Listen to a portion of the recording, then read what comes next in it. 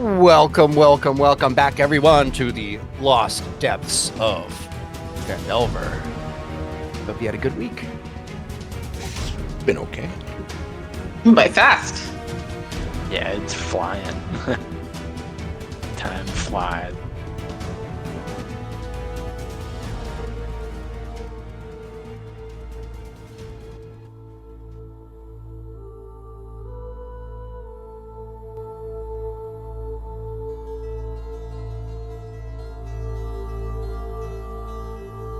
Everybody have audio? Mm-hmm. Yep. Yeah. Dramatic All music right. change. Circumventing the authoritarian Croc boss, our party obtained the acutely sought-after Amulet of Athazar and killed the wizard Trebre, whom a stranger had hired them to rescue. However, upon being confronted by their preceding traveling companion and acquaintance with the boss, Brix, the group realized that their covert mission had been exposed. Returning to the inn with the wizard's corpse and mighty Maul of Athazar, the amulet, unbeknownst to Brix, was stashed separately at the docks. A mysterious but seemingly trustworthy traveler named Fyeth Shadestone, who had replaced the deceased dockmaster, informed our adventurers about the malevolent plans of the Croc boss to unleash an event known as the Reclaiming. After encountering trollish beasts and sinister mer creatures, and discovering two deceased individuals, one of whom was still warm, in an underground cavern beneath the boathouse, our group decided it was too risky to leave the amulet unguarded. It emitted purple smoke when not in a person's possession. Not wanting it on them while they infiltrated a massive gathering held in his lair at the inn, the Croc boss, it was decided that it would be best to trick Fyeth into holding on to the amulet, hidden inside the bag of gems. Returning to the inn, they took care of some general hygiene as the suspicious new barkeep questioned them about the contents of the room that D1 had reserved while disguised. They brought their new acquaintance, Aliva, up to the room where they had stored Trebre's body and Athazar's weapon. But to their dismay, the body was no longer there. In its place, there lay a gem with the remains of some unusual construct.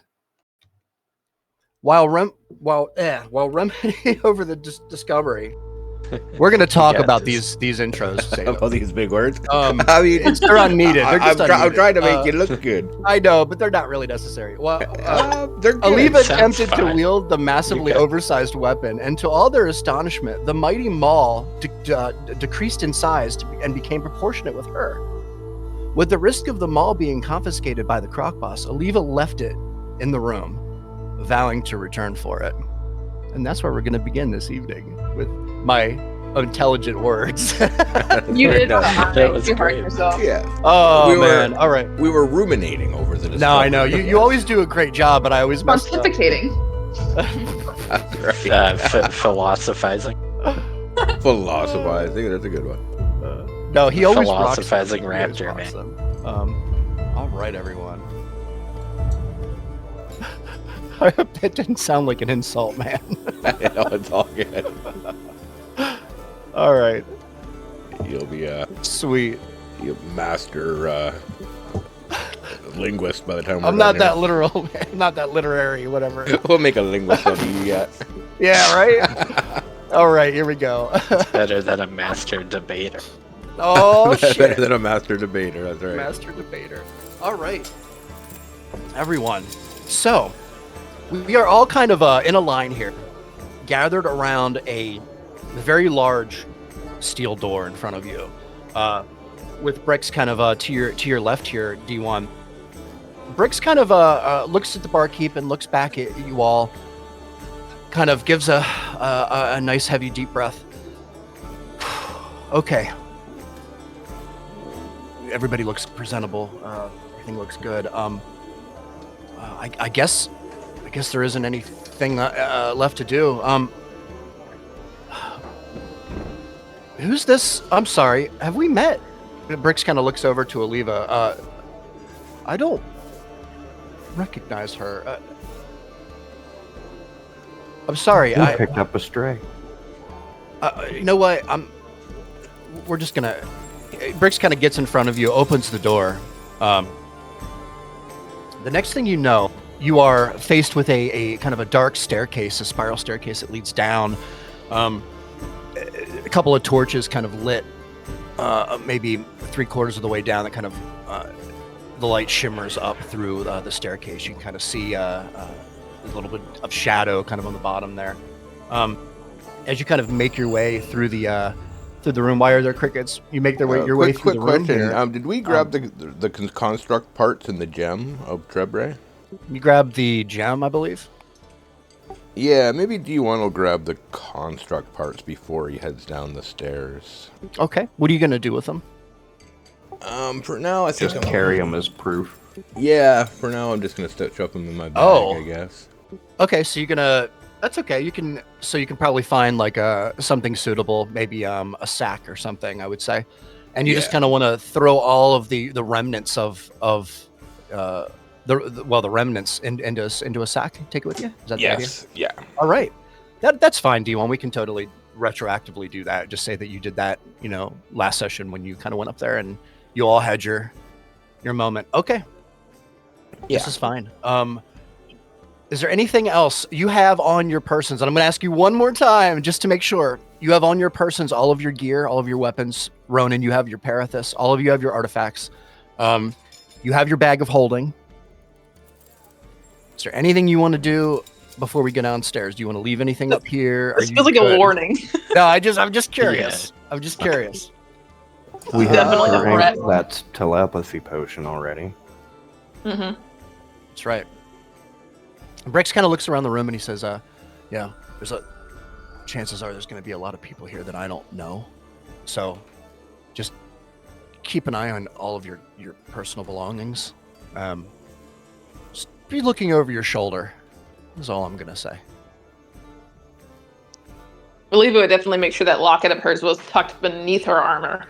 Sure. Okay. You got it, Oliva. So you're all kind of happy with where you're at? Yes? Yeah, I think so. All what right. can I do here? Let me look at one thing quickly. That's so the ominous. warning in his tone. Are you Yeah, sure right. we're happy with where It's so you're at? ominous. I'm like, I Yeah. think so. So I might take my So I have the ring of the genie, Griffin's arm's gonna be stolen. and I am going to no. I'm going to place that. See if I can fit it. I have big fat 3-finger Ninja Turtle hand. So could I try to squish Bitter's foot narrow and try to slide my ring over it so it hangs on his Probably. That's probably hangs reasonable. on his leg like an anklet? Sure. Yeah. I know what you're doing here. Yeah. I like that. Yeah. That's cool. Okay, so my ring of Madrid is on Bitter's ankle. All right. We'll double check later to see if this is something we can actually do, but this sounds cool, so we're gonna do it anyway. All right. Everybody happy with opening the door? How big is the Parathist? How big is the Parathis? It is. If you were to put lay your hand out flat, Ronan, with your palm up, it would probably extend from the first knuckle of your first finger down to about the center of your palm. Okay. So it's like a shard of like a crystal shard. It's black, and deep within inside of it, you can still see there's a very tiny little purple kind of thread of light that's just very slowly kind of moving around in a very kind of very slow kind of odd way. All right. I'm gonna try and tuck that, I guess, in my belt. Okay, kind of out of sight. Well, out of Close to sight you. and against me to where I can feel it. Yeah. Perfect. You got it, Ronan. It is noted. All right. Does anyone else want to take any other? I was gonna say precautions, but precautions. He's like, listen, I'll go to that door, you're gonna be robbed and beaten. They picked a bad day. That's awesome. You took a bath and you just attracted them. They don't touch me because I'm so dirty. No, but You they are do steal your knives. This is so great. Oh, no. Okay, Not This- enough. this is perfect. All right, we are opening the door as kind of the bartender kind of continues to kind of look around, clean up his bar here. There doesn't seem to be anybody in the bar here. Excuse me, you open the door. Is Bitters going with you, Brandy?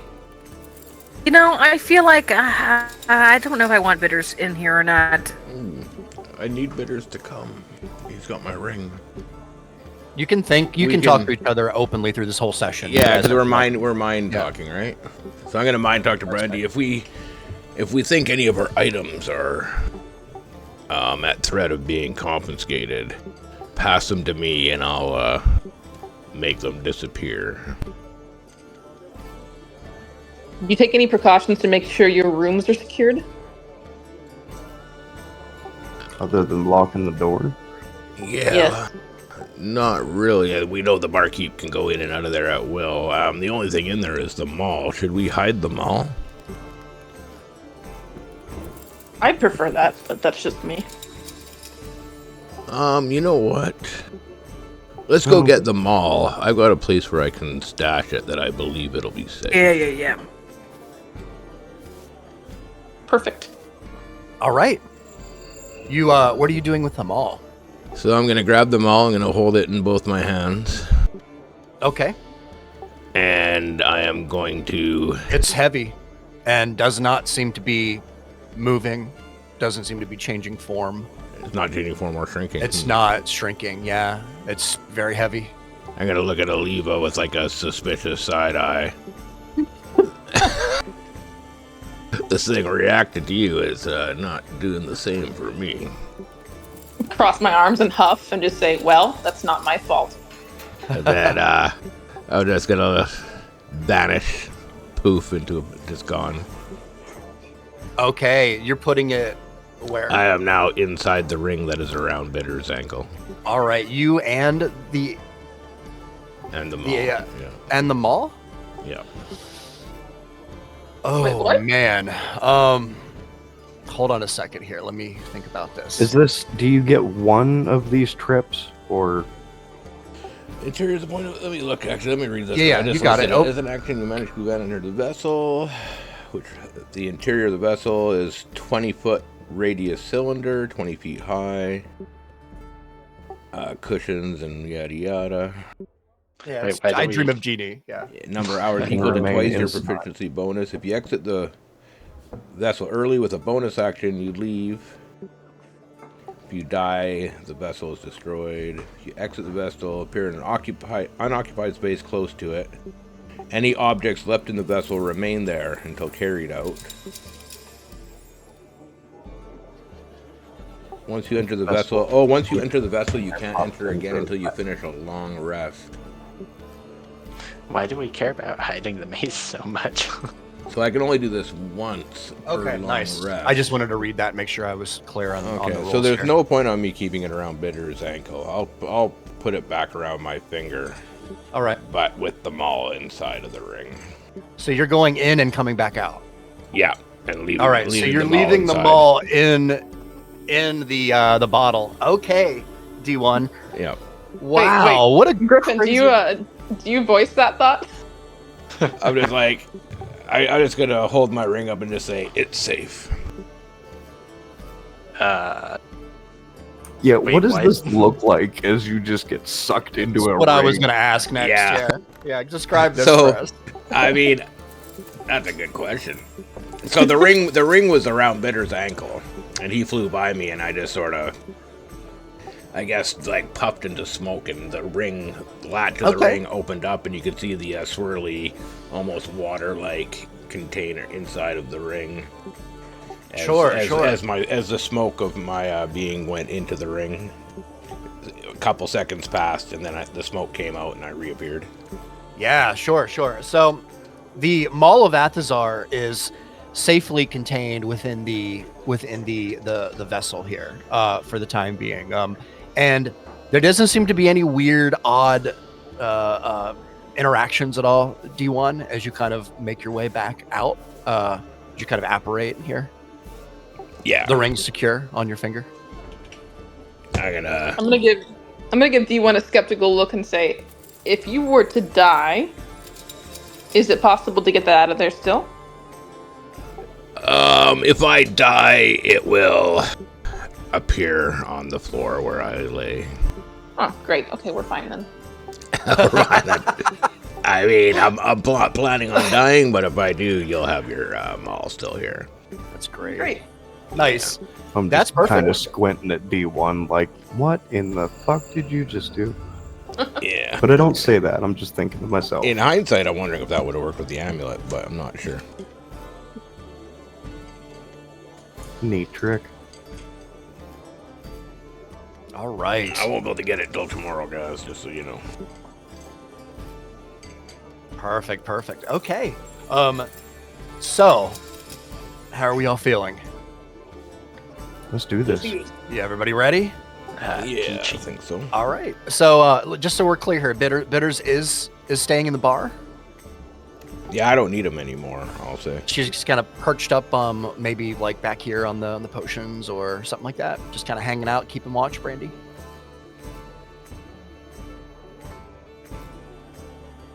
I take it. He might be handy down there. I don't I mean, have it's really up Rummy. to you. It's up to you. Whatever y'all want to do with him, or whatever she wants to do with him. But you I let like the idea of him riding on my glaive. It's kind of funny. Yeah, you can take a moment here and think about it. I think Brandy might have stepped away for a moment. No, I'm present. Nice. And we will. Brandon, is the bitter staying in the bar or going with them?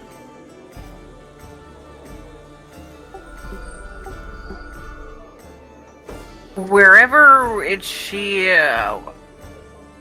whatever is the best option. Yeah. She could be handy down there. She or he. I don't know if Bitters is a she or a he. I make a mistake every week. It's I'm sorry. interchangeable. There you go. We don't know. We just change up our minds. It's just an owl. Bitters is bitters. There's Bitters magic is between bitters. its legs. Yeah, I mean, it might be handy having an aerial lookout. You can see. Like I said, I sort of had to leave Rummy behind to watch the amulet, so Bitters might be Yeah, I our mean, there's only no- aerial view of our surroundings. Yeah, my only thought was that okay, it's weird to bring an owl down here, but I guess it really doesn't matter when your main guy that we're talking to is a crocodile. Maybe make it look like it's not with us, like it's just a bird that somehow got down there. I don't Rick- think a pet owl is going to be the weirdest thing we see in this room. That could be a good point too. Remember what we already fought in there? That was kind of weird. Very true. Yeah, then I would have her come with us, and I think I would probably just instruct her to like kind of. We enter, and she kind of follows a little bit afterward. Okay, I like it. There's like a moment that you all kind of like observe Bricks kind of just watching you, like looking at you all, kind of like you all looking at each other, not saying anything, just looking at each other, like making eyes, and like you're looking at one another. And Bricks is like, "What? Am I missing something?" He's like cleaning. He leans his left ear out a little with his finger. You know, just those knowing nods, Bricks. Yeah, We've been hanging out for a while. If you would hang out more, you'd be in on it. well, listen. I'm here for the plan. What's the plan? What? I guess the plan is, I mean, We'd just be truthful. we tell him that we tried to kill Trebre, but we're gonna show him the remains. Let him decipher whether or not he is still dead or alive, and go from there. I mean, if he has some work for us, we may accept, depending on the circumstances. Wait. Tell the boss what? Well, you watched here as my friend Ronan stabbed Trebre to death, right? I saw it with my own two eyes. I couldn't believe he did it. Yeah, well, we brought his body back, and I heard him scream. Yeah, he brought his body. That's good. That's exactly what. Where is his body, by the way? Do you have it stored, stashed somewhere? I'm gonna show Bricks the gem in the I just pointed the bag. pieces. Yeah. I'm gonna Wait. open the bag and let him look inside. and you open the bag, and it kind of there's like a little bit of like ash and smoke that kind of like a puff of it, kind of. Oh, wait, what the hell is this? He opens we the bag. don't know. We think it might be a homunculus, but that is the body that you watched us bring back. No. He kind of puts his hand down in there, scoops out a big scoopful of in his hand, and he kind of watch like little pieces of char and matter kind of flow between his fingers. He kind of looks back up at you and oh, this is bad. This is real bad. Unexpected. Maybe. Listen. He's kind of over himself. He seems very confused, very startled, very like struck. D1's gonna ask his opinion. I'm gonna go, well, so what do you think? I mean, you watched us kill him. You're a witness that we at least tried to kill the guy. Do we tell the boss that he's dead, or do we show him this and be honest, like, hey, we killed him, but this is what his body looks like? I think he gets close to you, looks over at the barkeep, who is not... Oh, I should probably roll this. He's not. Not paying attention at all. As Brix kind of like looks over and looks back at you and kind of gets close and says, listen, it might be best if we just tell him that he's dead. I don't know if I should tell you this. Like, I'm dead. I'm dead. If I don't bring back some kind of progress to show the boss, I'm dead. I'm dead. What do we tell him that we left? I mean, it was nice there? knowing you. Yeah, it was nice knowing Did you say that, Brandy? Yeah. and I'll say it like I didn't even like mean to really say it. Yeah. I'll kind of look around. And just go. Nice. I'm unfamiliar with you, but if you know, Trebre and the boss are working together, then you're fucked anyway. I don't think that's happening. Well, yes. Let's just go deliberate all this shit with the boss. It's probably best. We'll try to keep you alive and in good standing. I would appreciate that. There are people that are counting on me. I need to make sure that Well, what are our options here, Brixie boy? I mean, we could tell him that you killed him, and there was a cave-in, there was a collapse. We could just say that he was left behind. Yeah. What are the chances the boss that would require Trebre, some kind of proof, though. Just what are the chances that Trebre actually is still alive?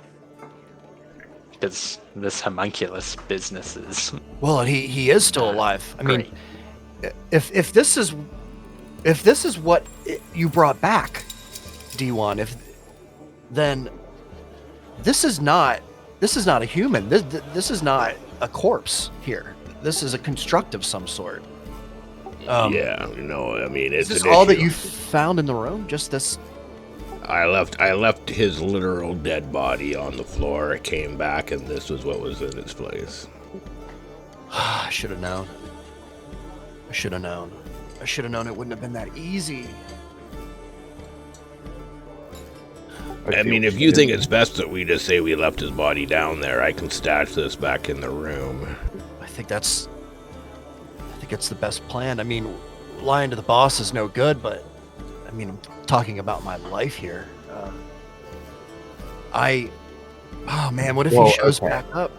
Then the boss. What was your task, and how did it involve Trebre? I was supposed to follow you far enough behind that you wouldn't be able to tell that I was tailing you, and eventually I did find you, but that trap at the door was smart. I have to tell you, bound me up for quite a while. My plan, or rather, the plan was to find you, infiltrate. Basically find out what I could about what you were doing, and learn all I could about Trebre, and bring Trebre back to the boss, dead or alive. But this is nothing that I can bring him back. I can't bring him back. He'll laugh at me. from where I'm standing, you did exactly as you were told to do. It's not like you knew he was gonna be some sort of what'd you say, a construct? Some kind of construct. Yeah, this can't be Trebre. Like, Trebre has history. I don't know. Through the town here. Surely, I mean, he's a powerful magician. Probably the most powerful magician I've ever seen. All over this. I mean, we can vouch for you, Bricks. We can say that we all believed he was dead.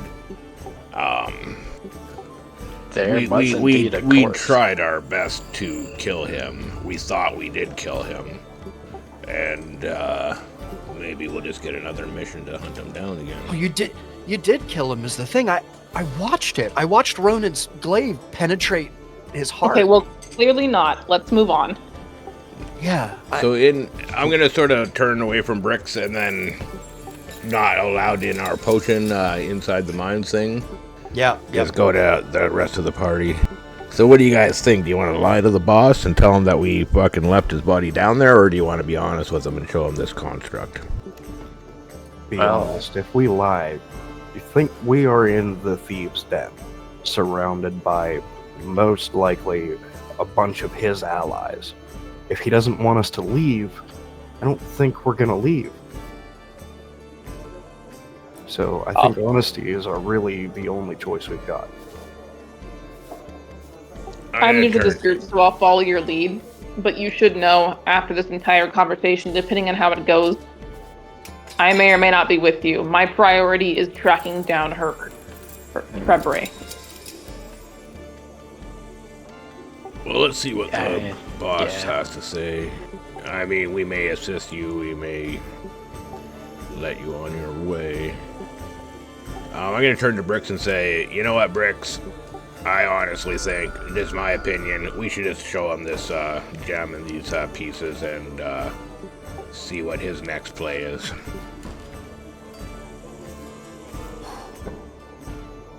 Maybe if I leave town now, I'll have enough of a head start to be able to get away. Listen, that is a fine plan. It's a fine plan. It's always best to not lie to the boss. I've seen that firsthand. But I will say this: if this is your plan, friends, we're gonna have to rendezvous at a different point in a different place, and it cannot be here. I'm gonna have to get far, Do you far just away. want to leave town with us? What happens when Croc Boss asks us where the hell you went and why you're not down there? Oh God, maybe he would know I'm here. The barkeep is right there. Yeah, we do kind of need you to vouch for the body that we all did see. Yep, suck it up, Buttercup. You're stuck in the position you're in. I can't leave anyway. There are things that you don't know. The boss has things over my head, and I can't abandon them. We'll vouch for you. You vouch for us, we have each other's back. That's the only way we're getting out of this. Yeah, I feel like this is going to go pretty well, so. Nice. Perfect. You can see his voice kind of get shaky. You know, he's a little, you can tell he's definitely uneasy. But he reminds you, like, you know, remember, I have to play this game as well. So forgive the insults, forgive any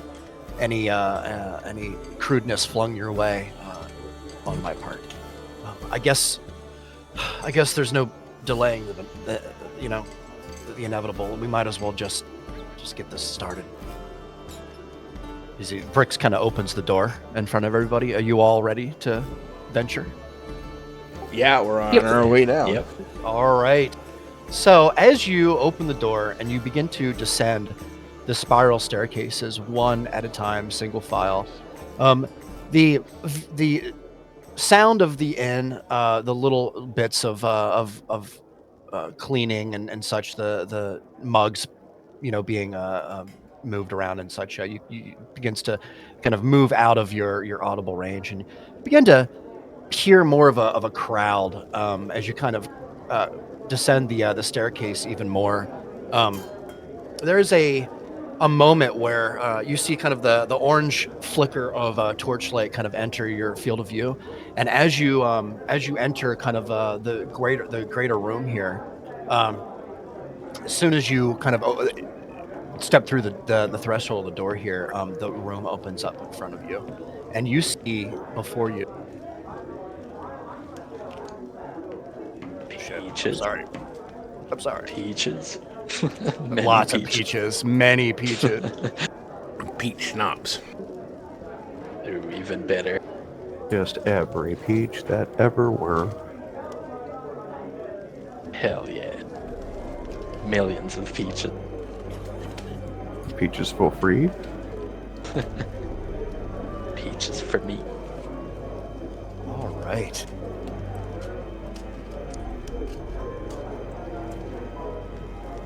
You all step into the room here, one after the other, and you look across the room. There are many tables sprawled out across the room here. You could see the bits of plank, planking from from an old wrecked ship, possibly. There's a crow's nest kind of up top, really high in the central part of the room here. There's a person on top as well, looking around the room. You can see a very black, shadowy form. In the center of the room, kind of recessed down into the floor, is a lower level that you can observe, and there's a pit down there. There's some blood stains kind of down in the sand, from what you can tell, some droplets. There's people gathered around the edge of the pit, kind of with mugs and ale. There's some people across on the other side that you can see that are eating. There are people all over the place here. There's an upper balcony all the way around that kind of lines the outer edge of the upper part of the room here, with two spiral staircases, one on each side, that kind of make their way up into a large central platform that kind of overlooks the entire room up there. And you can see there's a long table on the platform, and many shadowy faces and bodies up there. That's kind of hard to see from where you are. A couple of them you can kind of see, Brandy, as you look around. You see a couple of them kind of lean forward and look down, kind of acknowledging that you all kind of enter, and then they kind of dip back into the shadows, back out. A couple of people glance over and they notice you, but for the most part, everybody is kind of doing their own thing, kind of at their own their own ledger, kind of doing their thing. It's dimly lit, underground. You could smell the dampness in the room here. It just reeks of dampness and desperation, if you will. All matter of humanoids are gathered here. The air is stale. There's kind of a tobacco smoke that's lingering, kind of lofting in the air that you can get little hints of here and there. Their flickering torches are the only things, and the lanterns that kind of light the room here. They cast eerie shadows all over the cracked, kind of waterlogged wood that kind of makes up a majority of the scenery here in the room. As you kind of step into the room here, I would like you all to roll a perception check for me, please.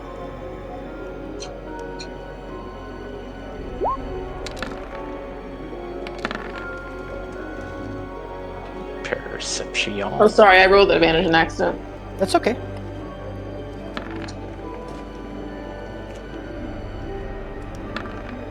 Well, what are the odds? Double roll. So 19, 21, 11, 21, 17. Perfect. Yeah. All right. This is fantastic. All right, Ronan. This is going to be perfect. Ronan, as you look around the room here, you notice a couple of different groups of shadowy, cloaked figures kind of sitting in different corners of the room.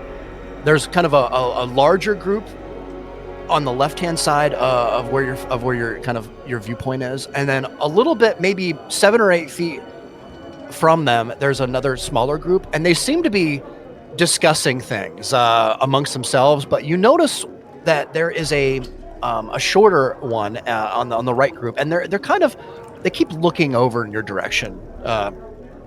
It's just something that you observe. as you stand here. Griff, you notice as well. There's a woman.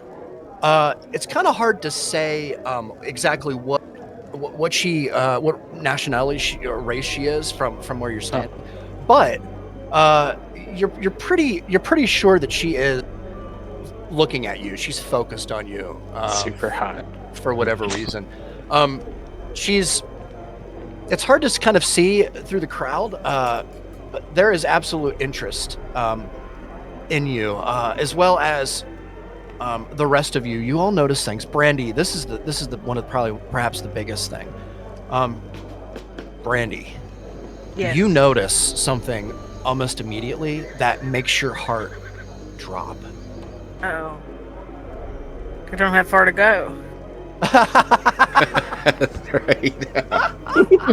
That's so funny. You notice, Brandy, there is a chubby little short halfling sitting maybe 30 feet from you. You are kind of at the moment kind of back behind Oliva, just a little, out of sight, just enough. But you notice him. Yes. This is Xander Goldhill, Brandy. This is the person who is responsible for your incarceration for a long time ago. Why is he here? Why is he in this room? He would notice you. He would notice you. This is the first thing you can think of, is that he would notice me. Oh my God, he's here. Why is he here? What's he doing here? And if he finds you, Brandy, if he finds you, well, that's not going to be good. Oliva, you guys rolled really well, actually, except for Ronan, but Ronan rolled enough, so it was fine. Oliva, you look across the room, you kind of glance around, take a couple of steps, and you look around. People are kind of glancing down at you. And you realize in the moment here, all of you, except for Griff, as you look around, you're all exceptionally clean. You all stand out a little bit compared to all of the filth that seems to be around you. Oliva, there is a individual that you notice as well. It seems to be across the room, wearing pauldrons, really very beautiful, extravagant pauldrons. They kind of sit up high over his kind of overpronounced shoulders. He has an egg-shaped head, deep blue eyes from what you can see, a short nose, a pointed chin, very pale, Oliva. And you're pretty sure you recognize him from sometime? But not George's or Lion Claw. To be clear. I'm sorry? But not the two who are missing. No. Okay. This seems to be, from what you can tell, perhaps an old instructor from a class of yours. You remember him as Sir Saravis Lionstrom. Okay. Would I happen to see either of them in the room, though? You're looking particularly for those two people? Yep. All right, roll another perception check for me, Oliva.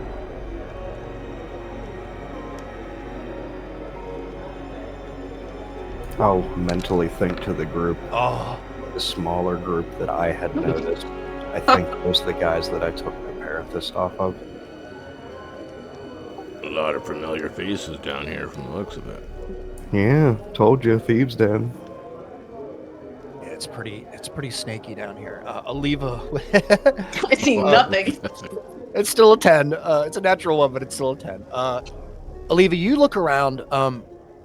You don't see anyone who looks to be anywhere of your class except for this one person. He's the only one in the whole room here. Most of the people that you kind of try and get a good, focused look at, that you spend more than a second glancing at, a lot of them look at you for a moment and quickly turn away, breaking your gaze. Some of them kind of fixate on your eyes just a little bit before turning away.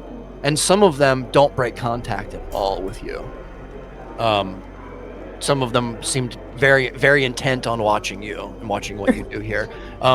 Except for the person that you recognize in the corner, he seems to be speaking with a couple of younger men wearing mostly just leather armor. There's a dagger strapped to the one side of the one, and he kind of puts his hand up on the shoulder of one. Lets out a kind of a laugh, loud enough that you can hear it from across the room.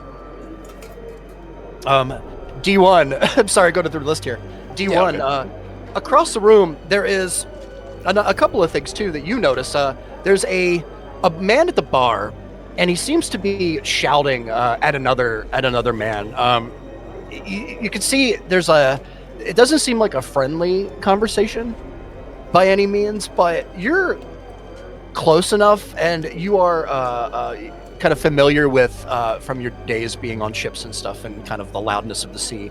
You're kind of used to being able to see more or less the emotions of somebody based on body language as opposed to actual verbal information. And so you take the information in, and you notice almost immediately that the one is threatening to basically knock out the other right there where he stands.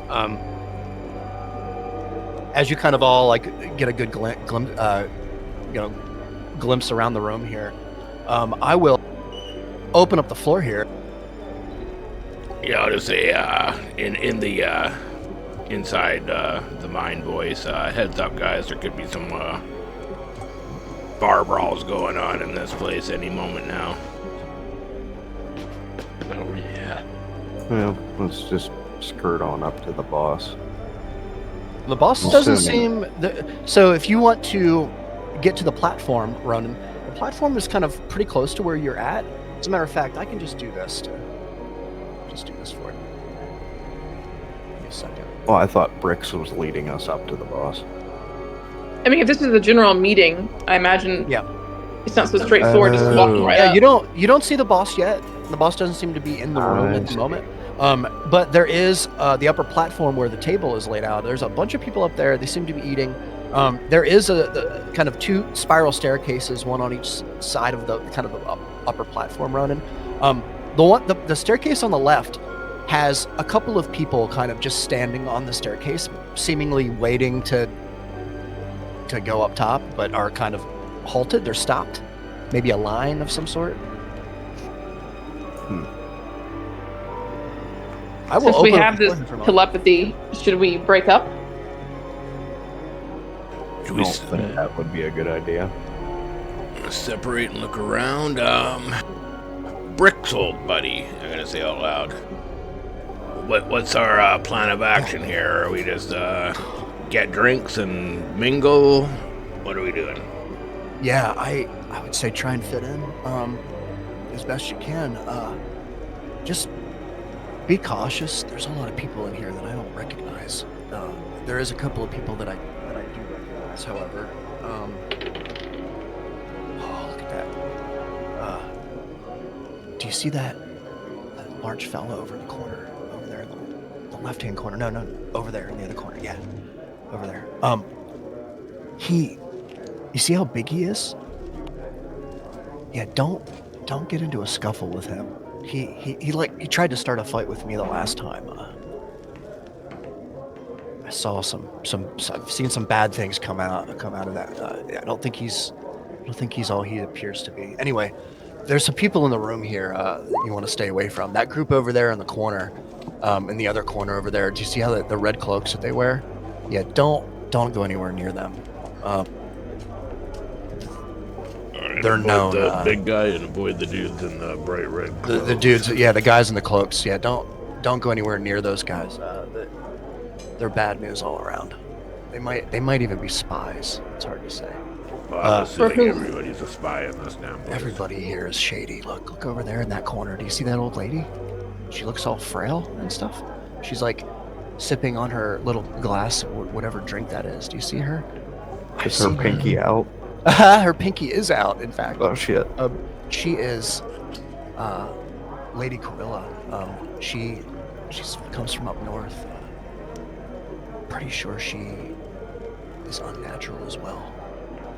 She collects Dalmatians. You I say was just gonna say, she's unnatural. skin dogs. Oh God, Yeah, not exactly. Lady Just gonna say it. Gorilla DeVille. Oh my God. Skins It's Dalmatian. hilarious. So she has like a couple of people over in the corner. Do you see that little? There's a short little man over in the corner there. He's pretending to laugh with that other group. He keeps looking over at her. I'm pretty sure that they're in communication with one another. You just got to be careful. You just got to be careful in here, guys. Yeah, go walk around. Yeah, mingle, let's start see by if you can grabbing learn. grabbing a pint of ale for everybody. I'm gonna I'll look around the find room this. for where the bar is. I'm going to look for a place where we can all sit, preferably along a wall or in a corner. Sure, there are plenty of places here, Ronan. As a matter of fact, there's a really good, out of the way, longer table, kind of off to the right here. It gives you a really good view too of kind of the central fighting pit in the middle, as well as the upper platform where there's the long table sits, where you're assuming the boss will make his appearance. You're all kind of hanging out here around the table. Is there anything any of you particularly would like to do aside from?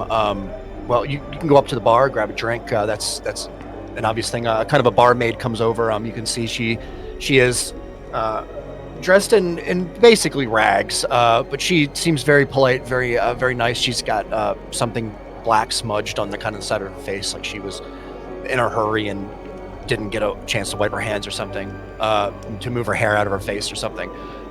She kind of walks up politely and kind of gives a curtsy.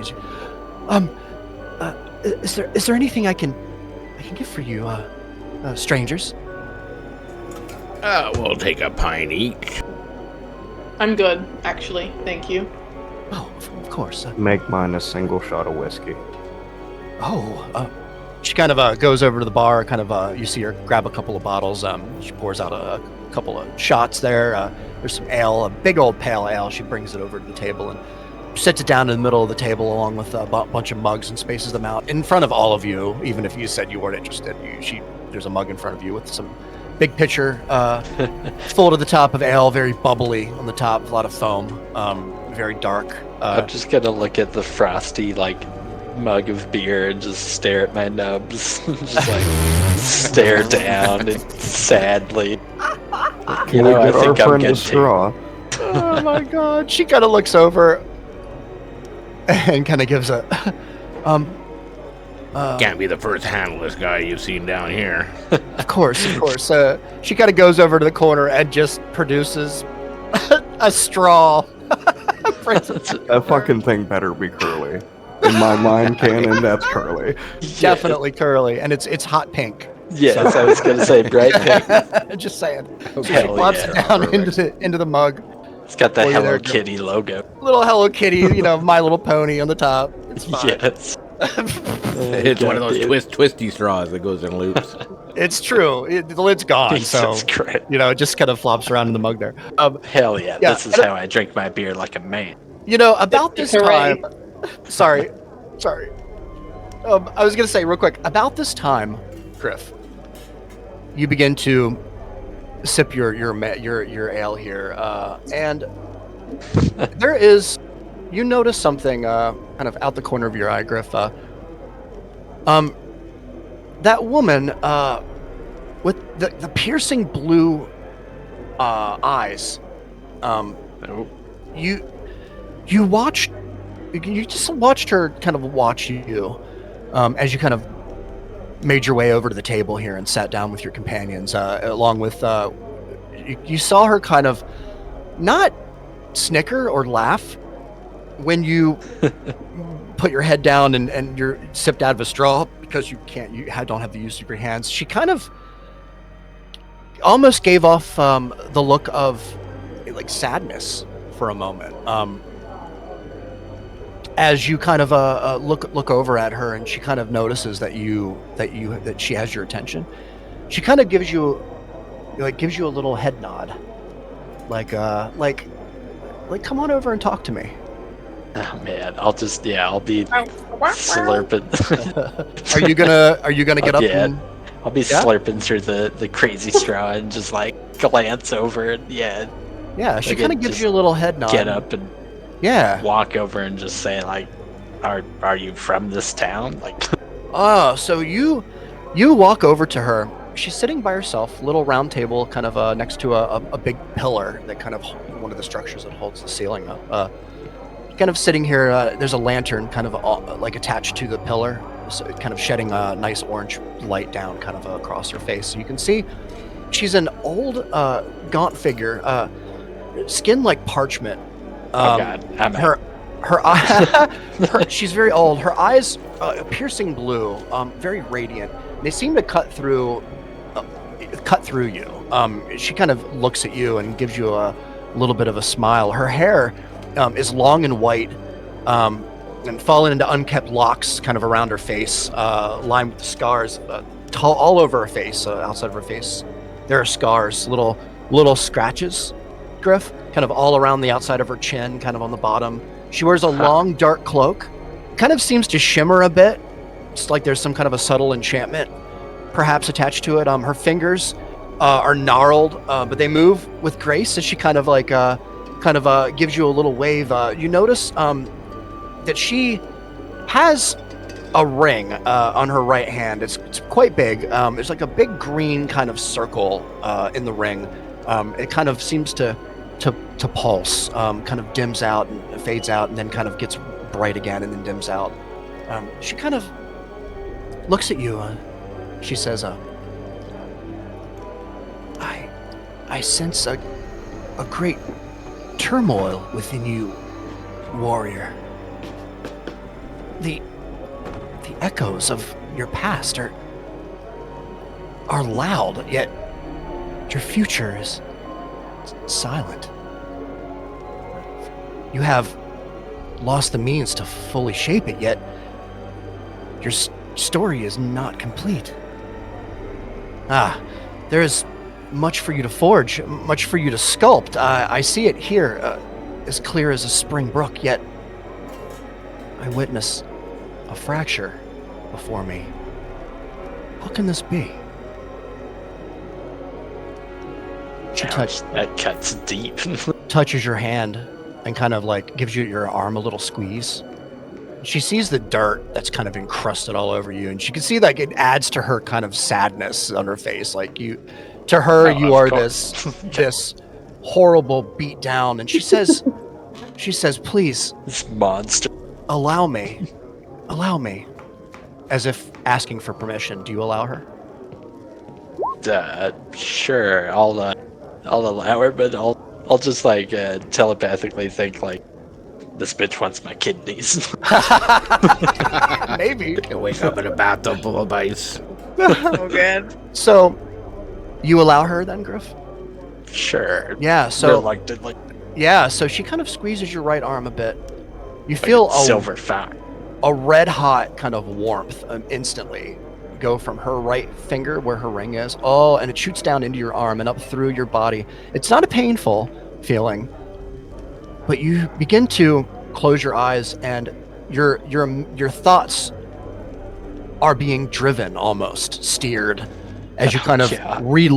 not relive, but kind of relive the memories, if you will, of the battles that you ensued, the horrible hardships that you've endured, Griff, from My your whole past. tribe dying. Your tribe being ambushed in the night, not and the you whole being tribe. taken captive. And before you know it, she begins to speak to you again.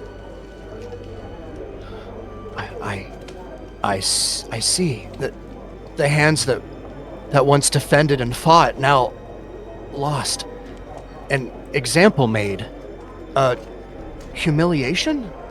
An honor. Taken, but all is not lost. The threads of fate can be rewoven. I can restore what was taken from you, but such magics, they come with a price. And such price comes with reverberations.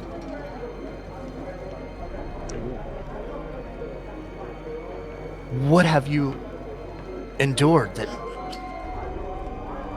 allows you to shift forward without creation. She kind of looks at you for a response, Griff. Well, I have my spirit friend Anula, who pretty much allows me to use her hands in place of mine. She passes her hand down over the side, and you kind of refer to Enola. She sees your whole kind of your whole body here, kind of as a whole, rather than she's like her focusing on one area. You kind of notice she's kind of like looking through you almost. It's weird. She kind of passes her hand down over your side, and instantly you can see her memories kind of pulls your memories, not from you, but pulls them to the forefront so that she can observe them, kind of like a play. And then she observes how you came into being with the dream catcher that's on your side. Okay. How it was given to you as a gift from another tribe, a great treasure from this other tribe. And you hear her say, it makes sense. And then she kind of, her mood kind of declines a bit. And she looks at you once more with straight eyes, and she says, you have lived a warrior's life. You have seen the line between life and death. You have beheld tragedy and triumph alike. And you have endured time's cold clutch as it tightens its grip. Tell me, great warrior, what is left of such triumphs? She asks you. Meaning, you can get the idea that she's asking you. You're looking memories. At it pretty much. She looks at you and she says, you must give to me your most cherished memory. A moment of pure solidarity. A moment of trueness, of pureness. Oh, God. Do you allow this? I mean, I don't like my memories being manhandled, so. They are, too. You can feel them kind of, she's like flipping through them almost like, if you could imagine, a visual representation of somebody flipping through like a Rolodex or something. Fucking old pop-up seamstress just flipping through a book. Yeah, she's just looking through your memories. Yeah, she's like basically the idea asking just a you. shitty pop-up or a flip book. No, that's great too. She's basically essentially what she's asking of you is, she's asking for you to give her a memory. And when I say give her a memory, Griff, like a significant, it would be like you had never lived it. Oh shit! Men in Black, yeah. And this is your price for tempting the fates in order to give you back something that you've lost. I will. Yeah, I mean, I'll give her like what about a bad memory? Just like, well, it has to be. It has to be your most cherished memory, which is brutal. Right. All right. I guess I'm forgetting about my family and kids. Fuck it. Goodbye. It's only one memory. What would you like it to be? Probably. Yeah. Is it like just the tribe as a whole? Could I even do that? Just completely forget that I was even part of a tribe. Well, she reminds you that your tribe is what drives and motivates you, and it would be unbalanced within the realm of the magics that bind the world to take from you what motivates you. Although it might be among your most cherished. She reminds you of somebody that she kind of picks out, a special person that you were once with back a long time ago, somebody who you absolutely loved with all of your heart. She was taken from your village, kidnapped in the night, and you never heard from her again. You don't know if she lived, if she died, but you loved her. And that's the memory that she decides. My tribal mom or whatever. Yeah. Do you agree? Sure. Yes. I reluctantly agreed, hoping So she that she's not, not full of shit.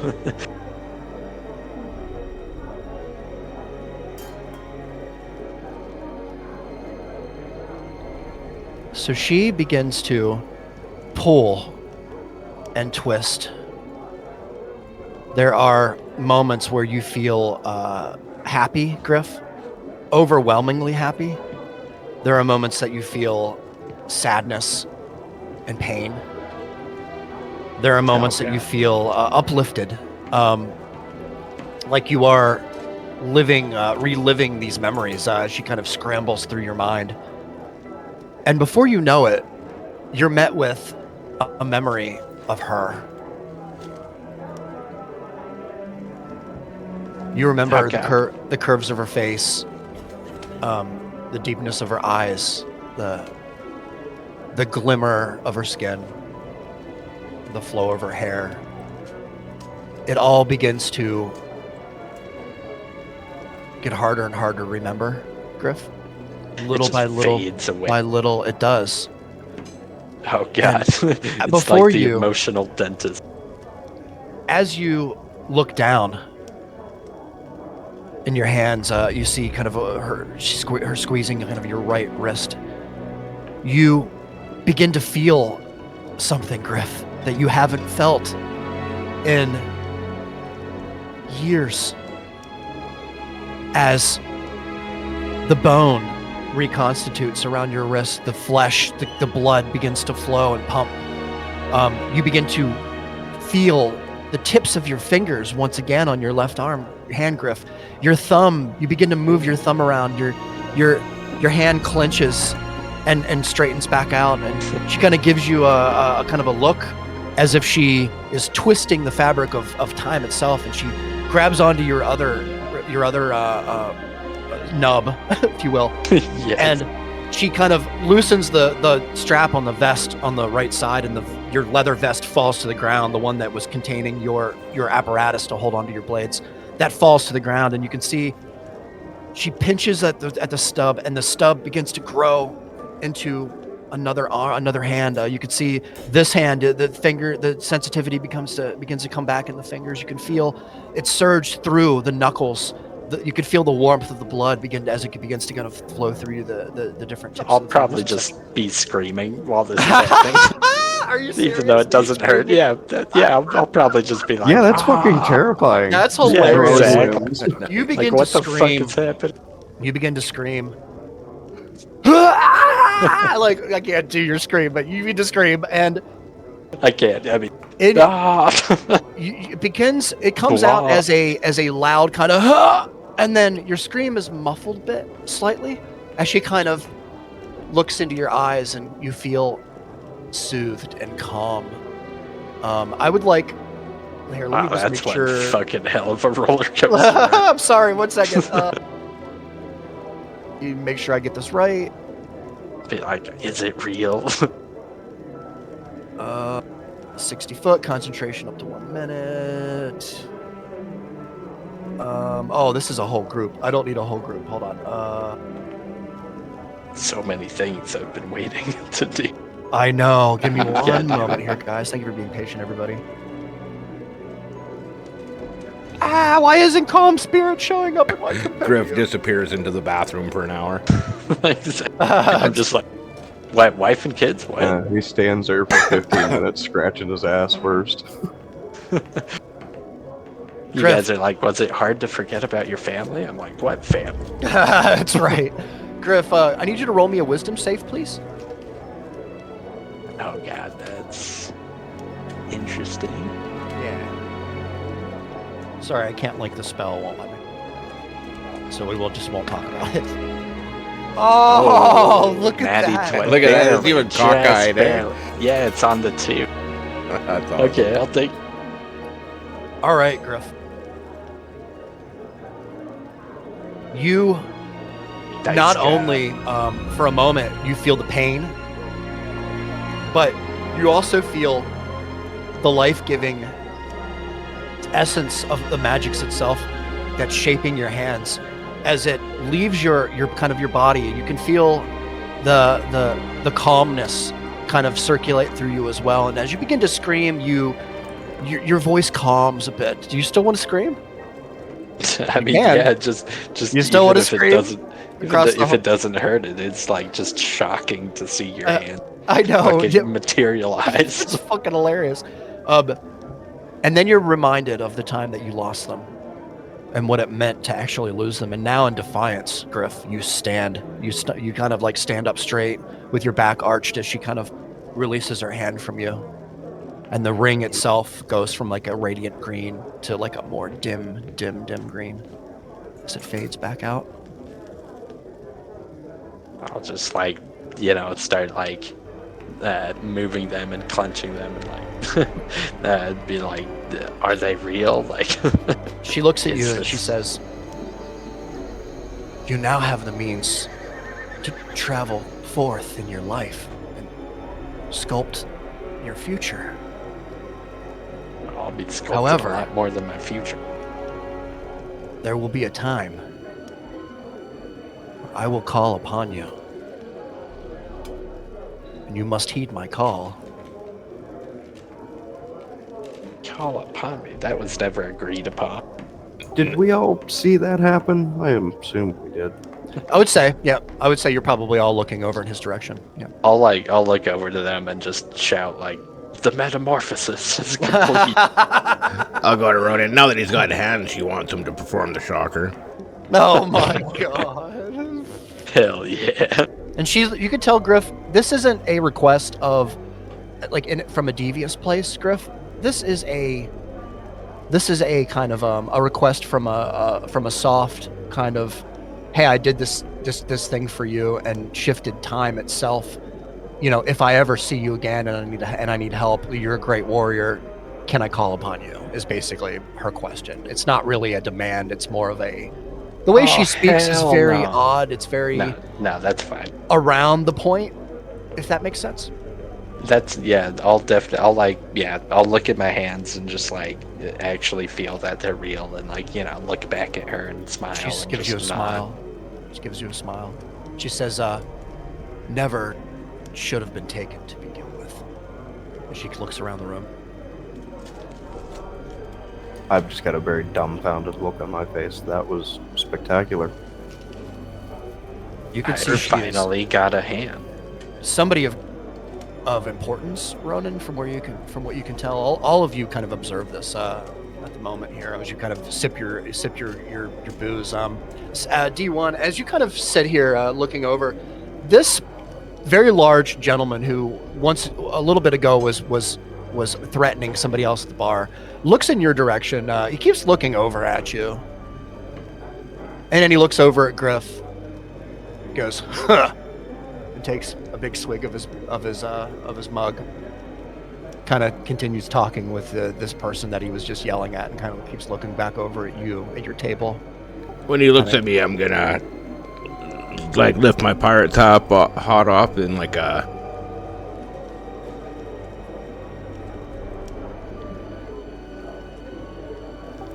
my sailing hat.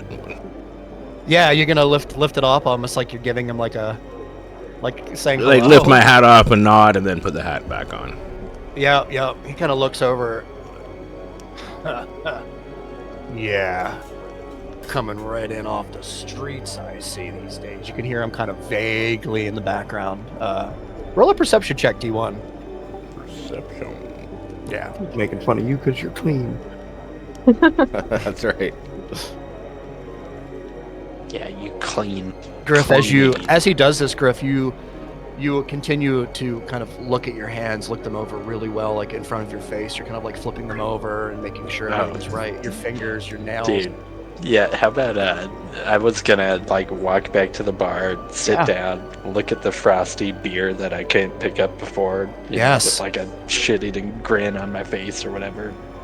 Like just pick up the whole fucking thing and just down it immediately. That's amazing, Griff. No, you do. You feel your fingers grip around the handle of the mug, and you lift it up to your face, which is something you haven't done in a while. As a matter of fact, the muscles feel weird. Just you feeling the cold motion on the beer with my hands. Just yes. like holding it with both hands like a yeah. toddler. Yep, that sounds so good. And you do, Griff. You do a great job. You lift it up. You kind of savor the moment. And just as you do this, that same person, D1, that is talking to you, that keeps looking over at you, Yeah. you got 15, nice. You hear a couple of mumblings like, "Oh, he thinks he's. What does he think? He's strong? Does he think he's better because they're clean? Look at them over there judging us. Look at them judging us. I'm gonna go make an example out of this guy." The guy stands up from a seat, kind of like wipes the kind of the ale off of his beard. Kind of as he turns around, you could see he's a pretty large gentleman, human seemingly, with a pretty long kind of red beard, with kind of a mustache that goes up around the nose. He has big old pork chop sideburns on the sides there, kind of very burly, red kind of hair, kind of tangly, kind of pulled back into a ponytail, kind of tight, but it's very frizzy and kind of puffy and all over. Kind of has a leather harness around one of his shoulders. Kind of looks over in your direction and kind of begins to walk over to you, Griff. Little by little. As he walks over, Oliva would just wordlessly slide her drink to Griffin and then kind of take a stand straight up next to D1 and just kind of puff up a little bit. Nice. I'm gonna look at Oliva and out loud say, "We got our invitations, right?" Invitations? Yeah, I mean, we're here by direct order of, who. You are. I'm just gonna say, and then in our minds, we're gonna say we need this guy to know that we're here on personal invites. I'm just gonna be like, why does he want to kick my ass? I'm dirty. I mean, I'm here because I want to be, and nobody's gonna stop me. But sure. Are you talking out loud? No, in our. No. I was. Oh, okay. Oliva, Nice. Yeah. Gotcha. All right. We're Chris Angel mind. You are Free my Chris freaking. Angel, yeah. Sounds so bad. I was say, would it be worth rolling intimidation on this guy? Yes, absolutely. If that's what you're like right up next to him now. Like he's made his way over to Griff, and you've kind of made your way over to him. Is that what I'm gathering? That's so. Yeah. I thought we were all sitting together. No. Yeah. Oh yeah. But Griff said he was making his way to the bar to grab some ale there. So I just wanted to. I sat down at the bar and I drank my frosty ale. Yeah. Okay, I guess I'm sorry. I misunderstood It's that. okay. I was thinking No, at it's our okay. table. No, we're kind of new doing this. Imagine it like theater of the mind thing tonight. So it's a little different than we're used to. But it's okay. Yeah. I hope it's Either way, as I would good have been if it's as taking anything. my drink that was dropped off to me that I didn't want and just Yeah. kind of sliding it in front of him. So. Yeah, that's great. Actually, roll an intimidation check for me, Oliva. Yeah, nice 9. So, so he kind of notices you sit down. He slides in, but he doesn't. He kind of like quickly turns back over. He notices like the glint of the lighting off of the lanterns from off of your polished armor, which is something that you notice that most of the people in here are kind of nonchalantly, like they don't want you to know they're like staring at you, but a lot of people like looking at you and then looking away. But like your armor is shiny and it's expensive looking and it's prestigious and all this, right? So anyway, so he doesn't really pay too much attention. He continues to set his gaze on Griff as he walks closer to you, Griff. He kind of gets down next to you, like bows down just a bit. This man is probably 7 foot tall, not too tall, but he's pretty tall, like pretty tall. So he just kind of like leans down next to you. I'm gonna see, because there's still, we still have full ale, cups of ale. You do. Right? Yep. I'm gonna you do. just slide him a cup of ale and say, how goes it? So fair you want to stranger?" ask the bartender to get him. So you're actually Yeah, not sure. at the table. You're now at the bar. Yeah. So he has the drink that I just slid his Oh, way. he does. He does. Thank you. Yep, he does. So you're gonna offer him that mug? Yes. Yep. Okay. I'll just slide over Oliva the drink that Oliva just slid to me and just say, how goes it, fair stranger? And just Yeah, be all still pretty like giddy from just getting my hands. Roll a are still persuasion fresh. check, Griff. It's still like pink. Yeah, you're not in a bad mood at all, right? You're like in a good mood. You're feeling good. You just got brand new hands, man. Yeah, it's like I've and just molted my skin or some they're, shit. They're your hands. I mean, they're your red hands from what exactly like you remember them. Yes, that'd be great if they were like, black. Oh God.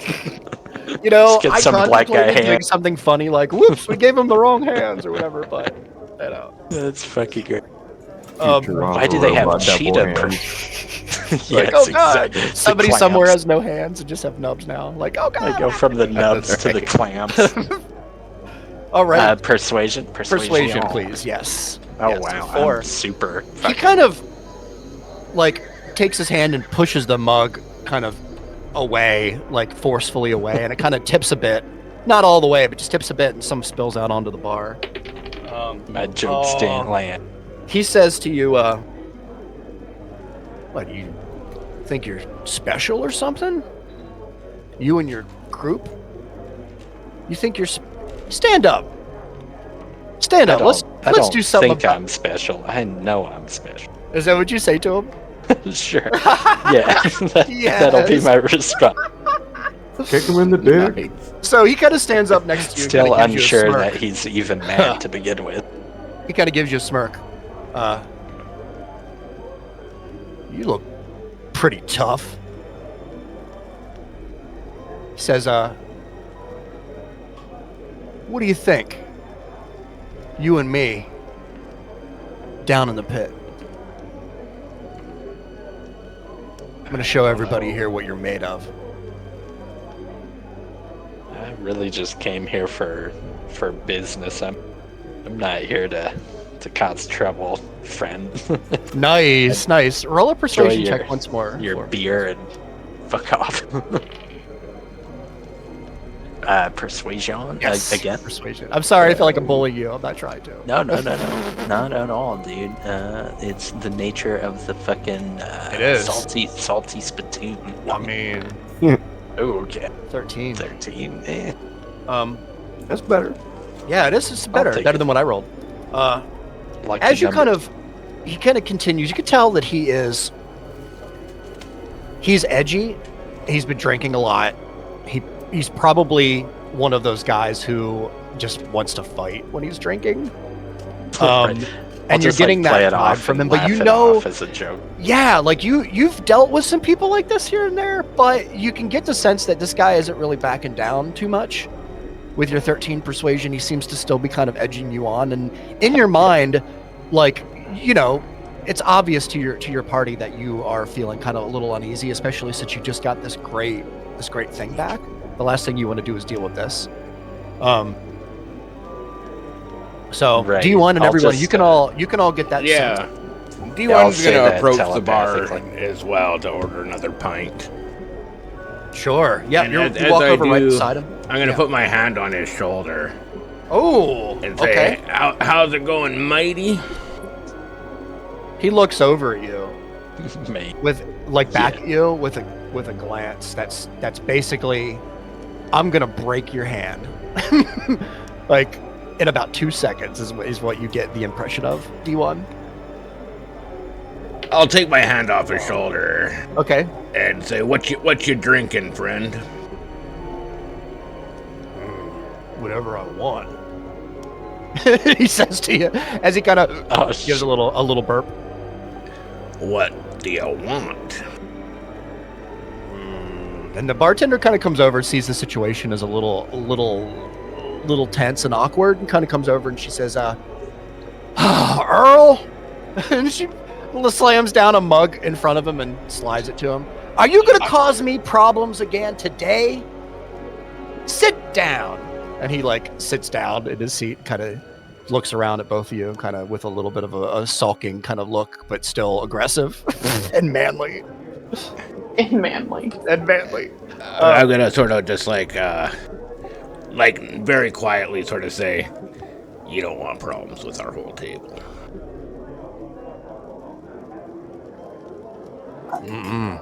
No. You could see that the bartender, the barmaid, kind of gets close to you. We've just don't pay any attention to him.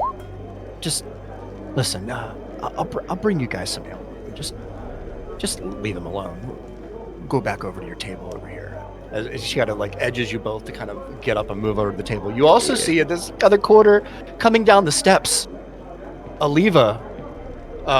There's a guy kind of stumbling around a bit. He kind of comes down, sits down next to the bar, kind of a couple of stools down the row from you, Aliva. And you can see he starts muttering on to the guy beside him, who doesn't seem to be interested like at all, which is hilarious. He just starts to begin to tell this story, just out of nowhere, which you find like pretty intriguing. You could hear a couple of, you hear a couple of keywords, Aliva. Okay. Roll a perception check for me. Give you guys some time here to mingle as well. Oh, look at that! Nice. Really good, Aliva. I can't intimidate anybody, but I can perceive things sometimes. No, this is great. You kind of get closer and you start to hear about a story of a couple of travelers who made their way here. At first, it doesn't seem at all like you would care. Like, why would I, like, and you begin to start to walk away until you start to hear a little bit more, some things that sound almost familiar to you, Aliva. He starts to talk about strangers, two strangers with armor came from a distant place into the swamp. They weren't here long. He's just going on and on and on. You can absolutely jump in. Feel free to jump in. You can stop him if you want to. He's a pretty big, kind of jolly fellow, kind of with kind of like leather straps on his chest there. He's a little sigil in the middle there. It seems to be like it looks like a bird of some sort with a very large beak, maybe like a toucan or something like that. It's kind of like just like stamped into the like upper left-hand part of the leather, so you can kind of make out the shape of it. I mean, I'd listen discreetly for as long as possible, but if he started changing the subject before I heard what I needed to hear, then I'd probably interject at that point. Yeah. You can hear him. He kind of gets pretty into the story. The first fellow was a young feller, went by the name of Cat Scratch. A knight with armor like a cypress trunk. His shield bore the emblem of a silver gauntlet and a blue eye above it. Very odd, a symbol of honor, they said. They had secrets. I can tell you secrets. Their eyes held so much knowledge back. But they never. They were very discreet. Anyway, they made their way. Then there was Sheikah. She wore a cloak spun from pure moonlight, seemingly. Can I get another ale over here, please? And her magic short swords, well, those blades, they hummed with ancient magic. You can tell. She danced through the swamp like a firefly. Her confident voice was like a melody. I remember it. I tried to sweet talk her a few times, but she wouldn't have any of that. They made their way together. They ventured out of the outskirts, the heart of the bayou. Many people whispered along, but they weren't never seen from again. Not in these parts, I tell you. The fog swallowed them up whole. I'd casually, like, pretty smoothly, considering it's Aliva and she's not very smooth all the time, would grab that same goddamn mug of ale that no one has drunk so far. Yes. And approach this guy and slide it in front of him and just say, keep talking. Oh, nice. And he does. He says, oh, I'm happy to see you're interested. So he sits down, he says, let me tell you a little story. And he kind of begins to go on this crazy rant, Aliva, which we will leave you just for a little bit here so that he can rant. He goes on a rant about seemingly a couple of people that made their way through here with very odd names. So one went by the name Cat Scratch, which you find very odd. I already wrote it down. I'm good. Yeah, yeah.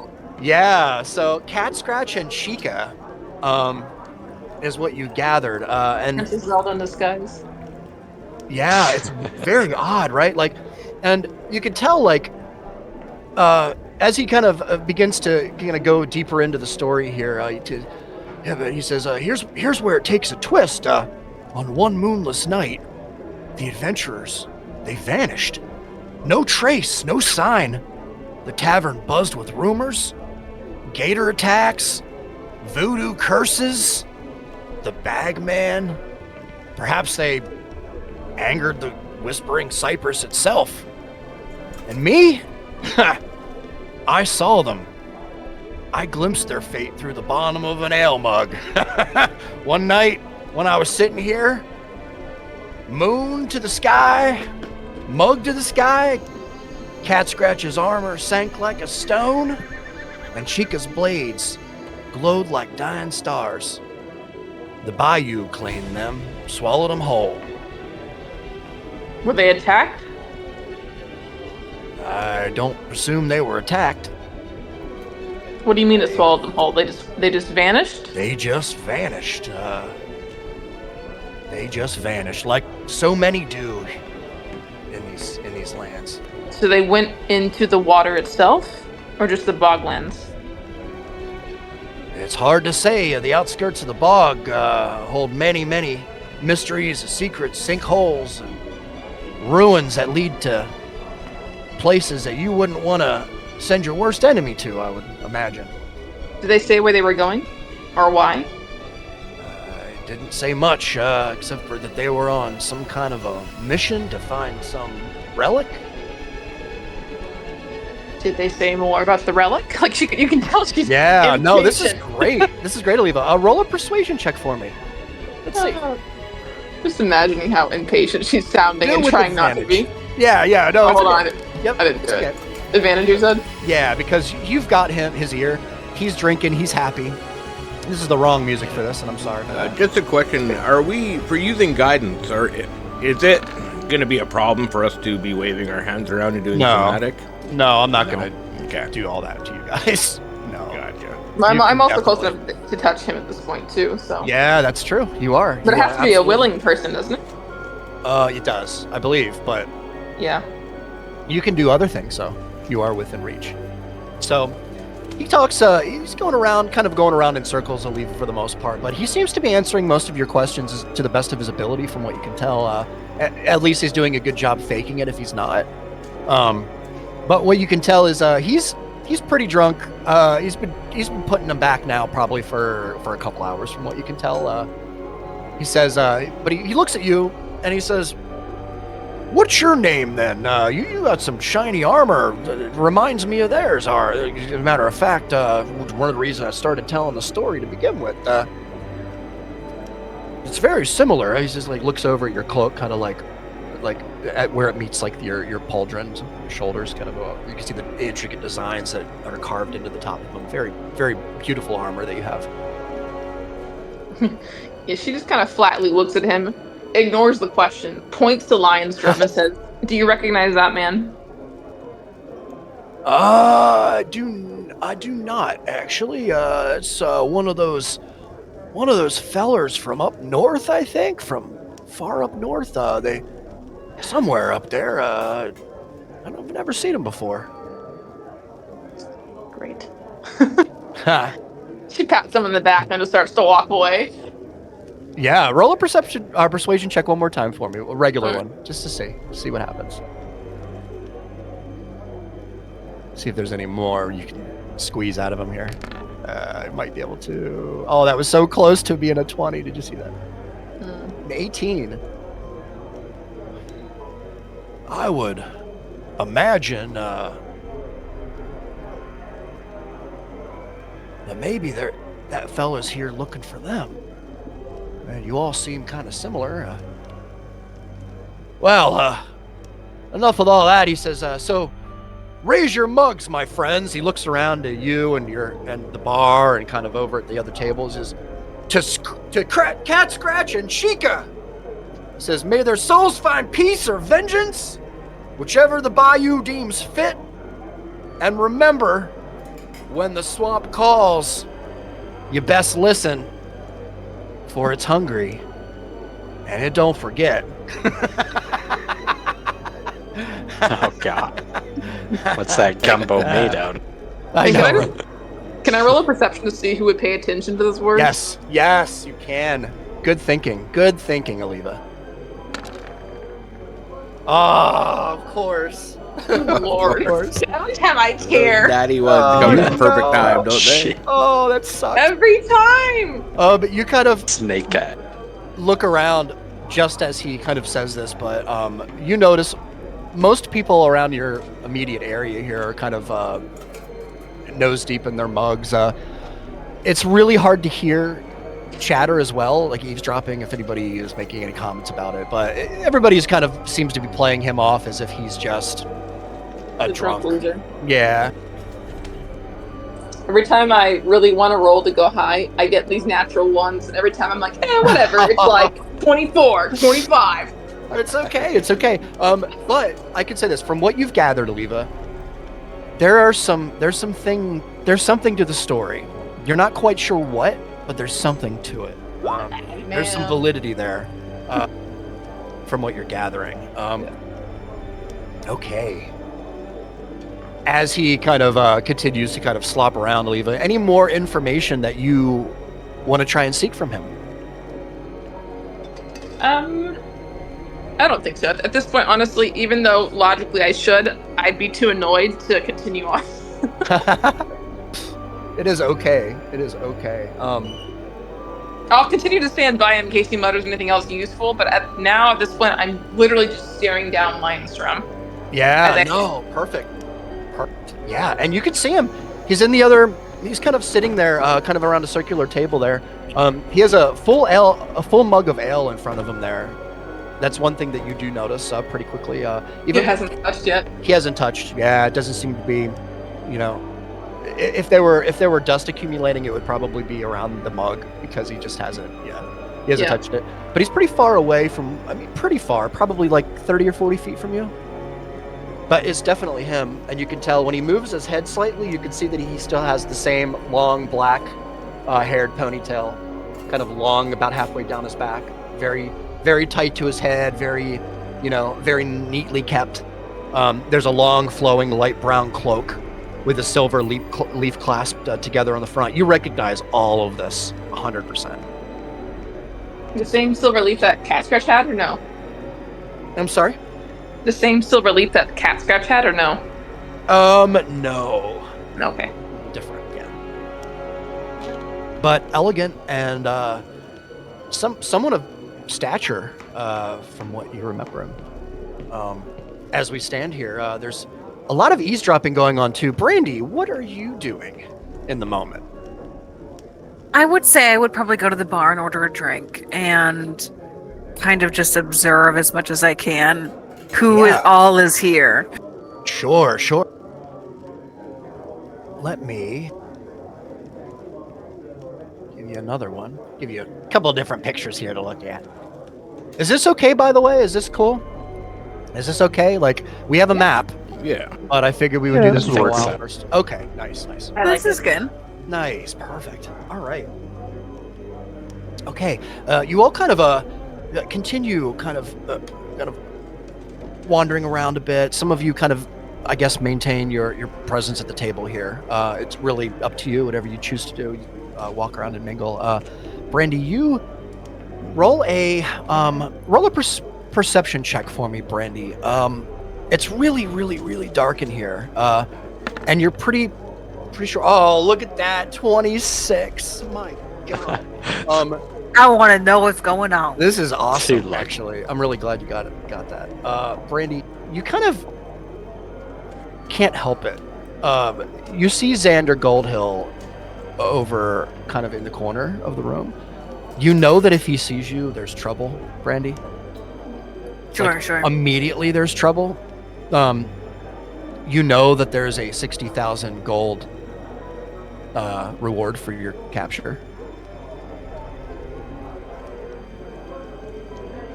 Yeah, well, I know I'm not going down without a fight, but I don't really want to be fighting now. So I mean, I feel like I'm small, right? So I can Yeah. angle myself It's true.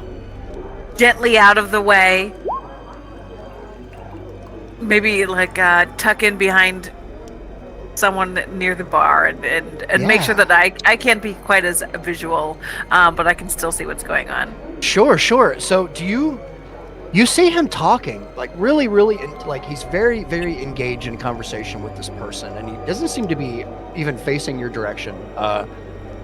He's kind of probably a good 50 or 60 feet from your current position. Is there anything that you want to do with that information, or are you okay with just hanging out by the bar? Like, you could do anything you'd like here. You got a really I'm so good perception check.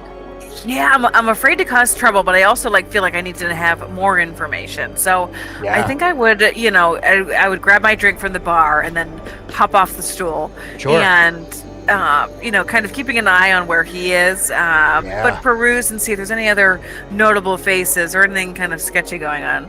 Yeah. So with your 26, Brandy, we're gonna keep that. You notice a lot of different weird things as you begin to move around. With your wonderful rogue ears, you notice through your past and your training and the things that you were trained to do and trained others to do, which our group doesn't really know of Brandy's history yet, but we'll get there. You hear a couple of people talking over to your right. They don't know you're there at all. As a matter of fact, do you want to do this kind of stealthily, or are you just kind of like briskly walking around? Or well, I feel like it's when someone walks with intent, but they don't know what they're doing, but they're walking with confidence. I feel like that's what I would be doing. Oh, perfect. That's even better. Okay, Brandy, you get close to a couple of tables here. I'm just gonna go ahead and do this. You hear? You got the map. Yeah, but keep it down. You want the whole tavern to hear you? Sorry. So, where's the treasure? Shh, it's not here. Later. When it's safe. This map's a godsend. It's in the cave, right? Exactly, but it's guarded by traps and maybe the undead. We'll need more lockpicks and daggers then. But wait, I've got a plan. Meet me at dusk by the old willow. You hear that, Brandy? There's a moment where you also hear from another table, kind of off to your left. You really didn't try to pickpocket a wizard, did you? Keep it down. How was I supposed to know his robe was enchanted? So what happened? Let's just say I've never turned into a chicken before. You hear that? That's cute. There's another moment. I heard you got caught because you were arguing with a parrot. That bird was mocking me. It kept saying "clumsy thief" over and over. And you thought it was a good idea to argue back. Listen, in my defense, I didn't know the parrot belonged to the city watch captain. There's many little things happening, conversations, Brandy. None of them that seem to catch your attention too much.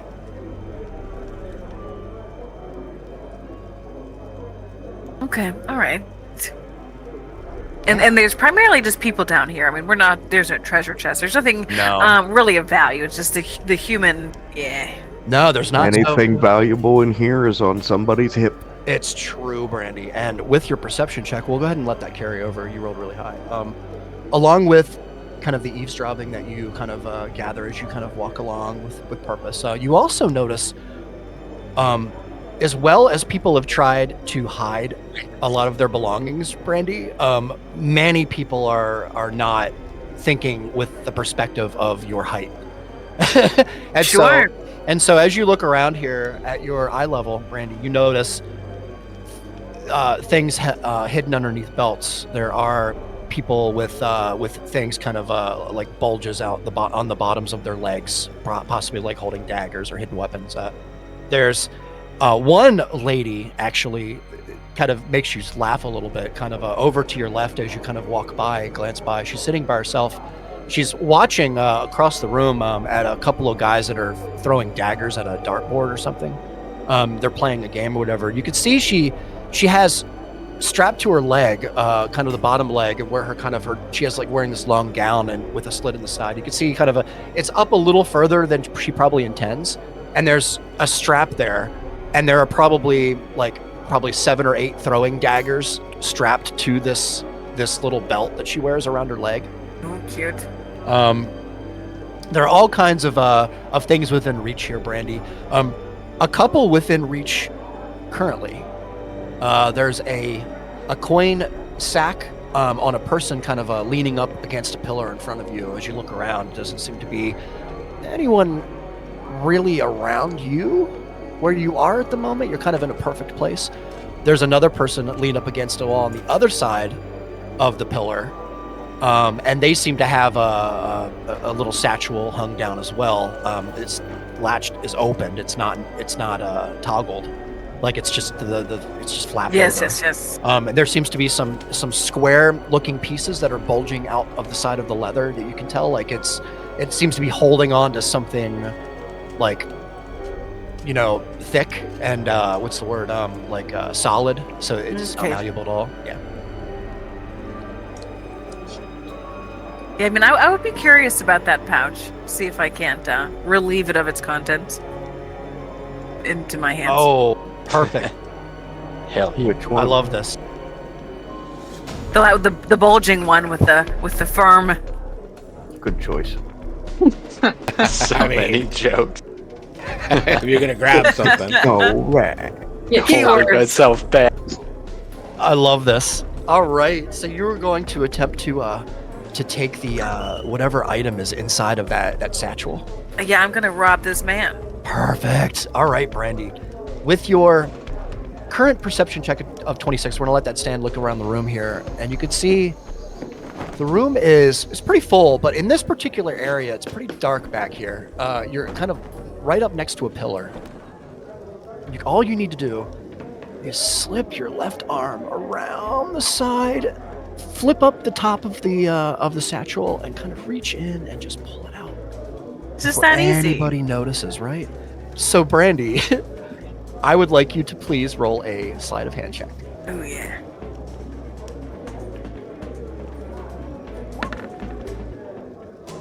Naturally. 26! Wow, 26. When you set the DC for a 25 and your player get a 26. No. She's unstampable. Wow, Brandy. All right, fair is fair. Brandy, you reach around the side here. You kind of look around your back.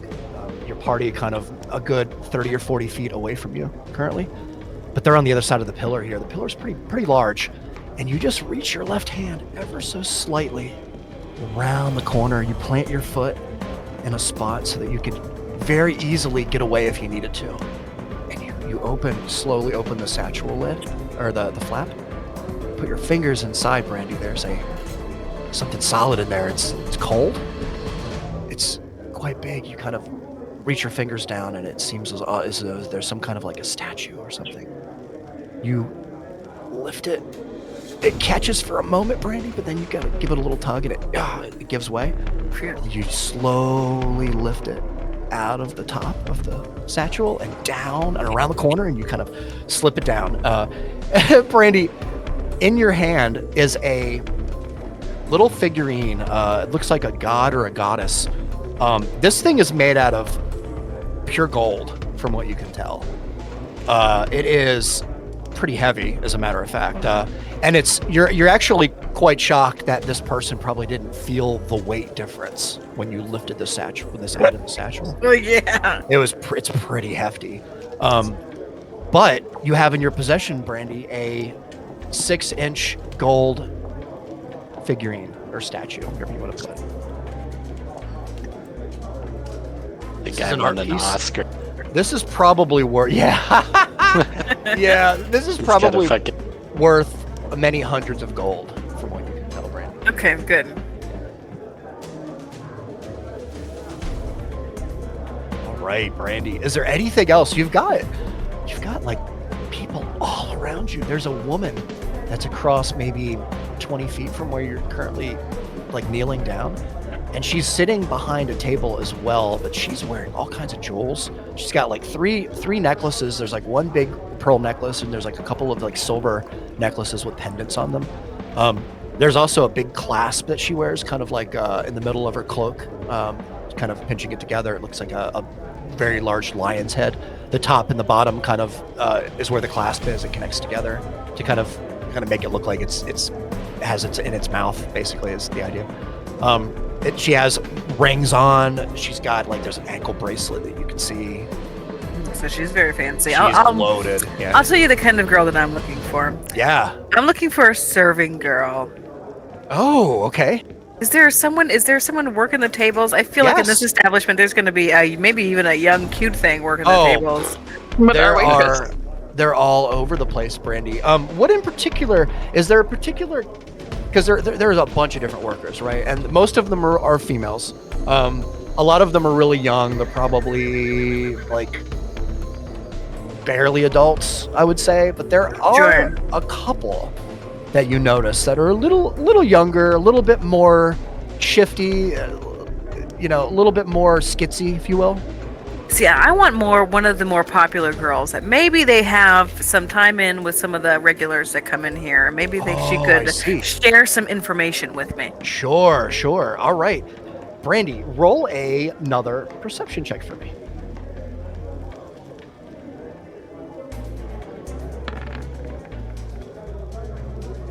Ooh, a 25. Look at you roll like a champ. Brandy always rolls like a champ. I feel like unless it's like jumping over something and then I fall. Yeah, There's been so many times where I've fallen jumping on something. So 25. Right, yeah, you got it running. Do you guys want to take a quick 5? We've been going for a little bit here. Do you guys want to do that quick and we'll come back, Brandy, and do this? That worked. All right, let's do that quick. Cool. Right. I'll be back in a minute. Yep. Right back. Let me switch the title screen so we know where we're at in the. There we go. All right, be right back.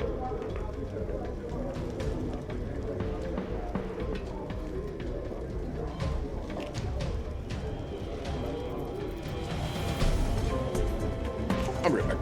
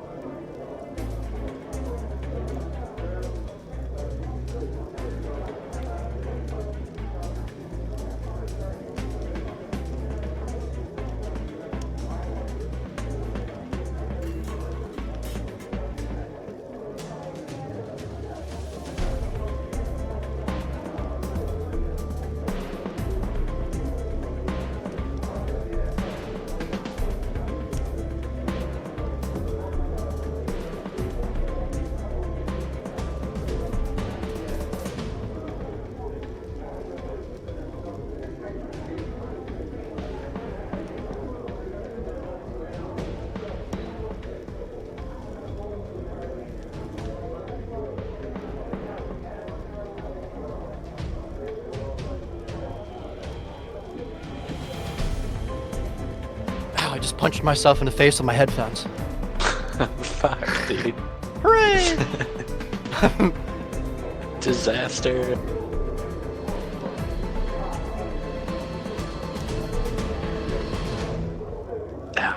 I am like zoning out super hard. Got this like crazy hardcore like indica tonight. So. Oh, did you? Yeah. Yeah, you know, I'm just like. I can't do indicas, man. They always put me right on my butt. Same. I'm like, fuck. I'm definitely more of a hybrid like person. I'm a sativa guy. Okay, holy fuck, man. That's. Yeah, I like it better. Honestly, sometimes I feel like if you have like a huge hit of sativa, it almost feels like having like a cup of coffee or something. Yeah, yep. I like the pick-me-up factors from sativa. Helps with my ADD. Damn. That's what I use. Yeah, fucking the head rush and everything. That's cool. I try not to go that far, but yeah, that too. I feel that, man. Try and use it as a medicine, you know, more than anything. Yeah, It's easy to overdo it, that's for sure. It's so much better than like alternatives too, honestly.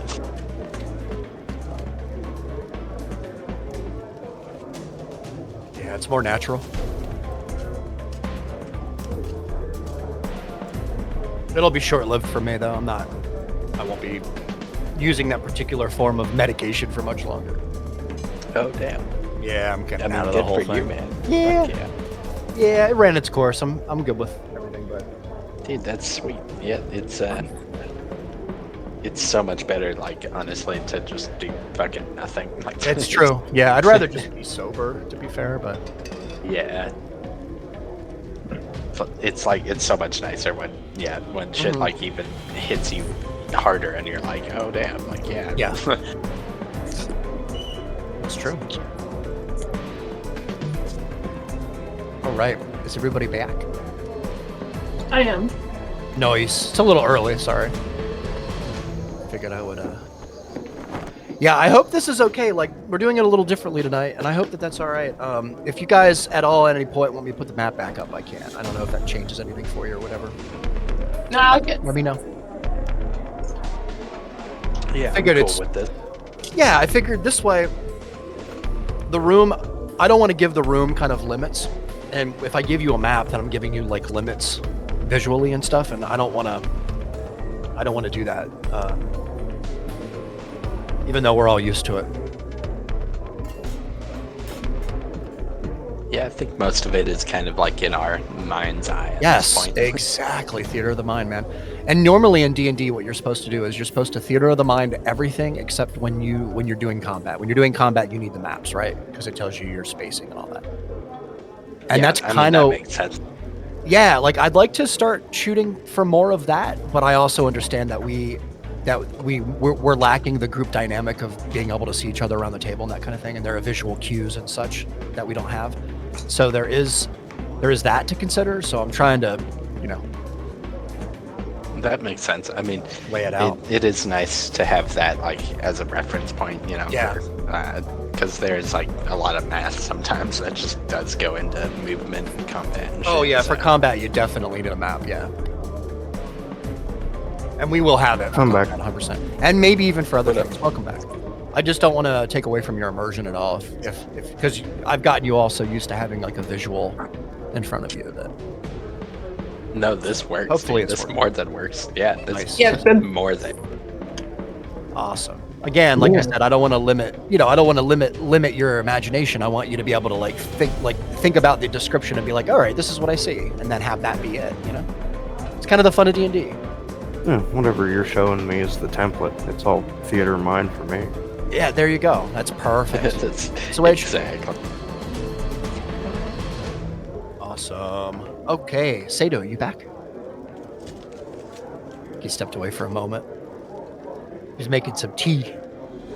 yeah. Yeah. Put my I had tea to on. make some hot cocoa because I'm a man. I made popcorn and now I have 4 animals begging from me. That is hilarious. shit. Are they cats? 2 dogs, 2 cats. Oh, nice. Everybody And I likes would- popcorn. See? Yeah, I would never, of course, ever once share any popcorn with them. So there's no reason they should be begging. Of course, never would I ever. Is that bad for animals? It's probably fine. I mean, the butter is Oh. not good for any of us, but It's Listen, true. the butter is good. It's full of healthy fats. Yeah, We need them it's to fine. power up our brain. Butter Everything and fat needs is corn. good for the pancreas, right? Yeah, I was gonna say Ah, We need it. popcorn's a brain snack. I'm pretty sure it's great for their pancreas. It's better than bacon. Popcorn I is mean, that is You got true. mouth and bacon. like eating butter flavored styrofoam. yeah, that's right. Bring on the Funyuns. Oh god. Are they fun? Hey man, I like Funyuns. Funyuns are great. They're great. I gotta have something to dip a Funyun in. Yeah. Never considered that actually. It's not fun Regular. enough. Like some cheese. That's right. Yeah, Unfunny. it's like a ranch dip. Gotcha. No Funyun. No, unfunny. No. This is the most American conversation I've ever heard. Yeah. Is it? All right.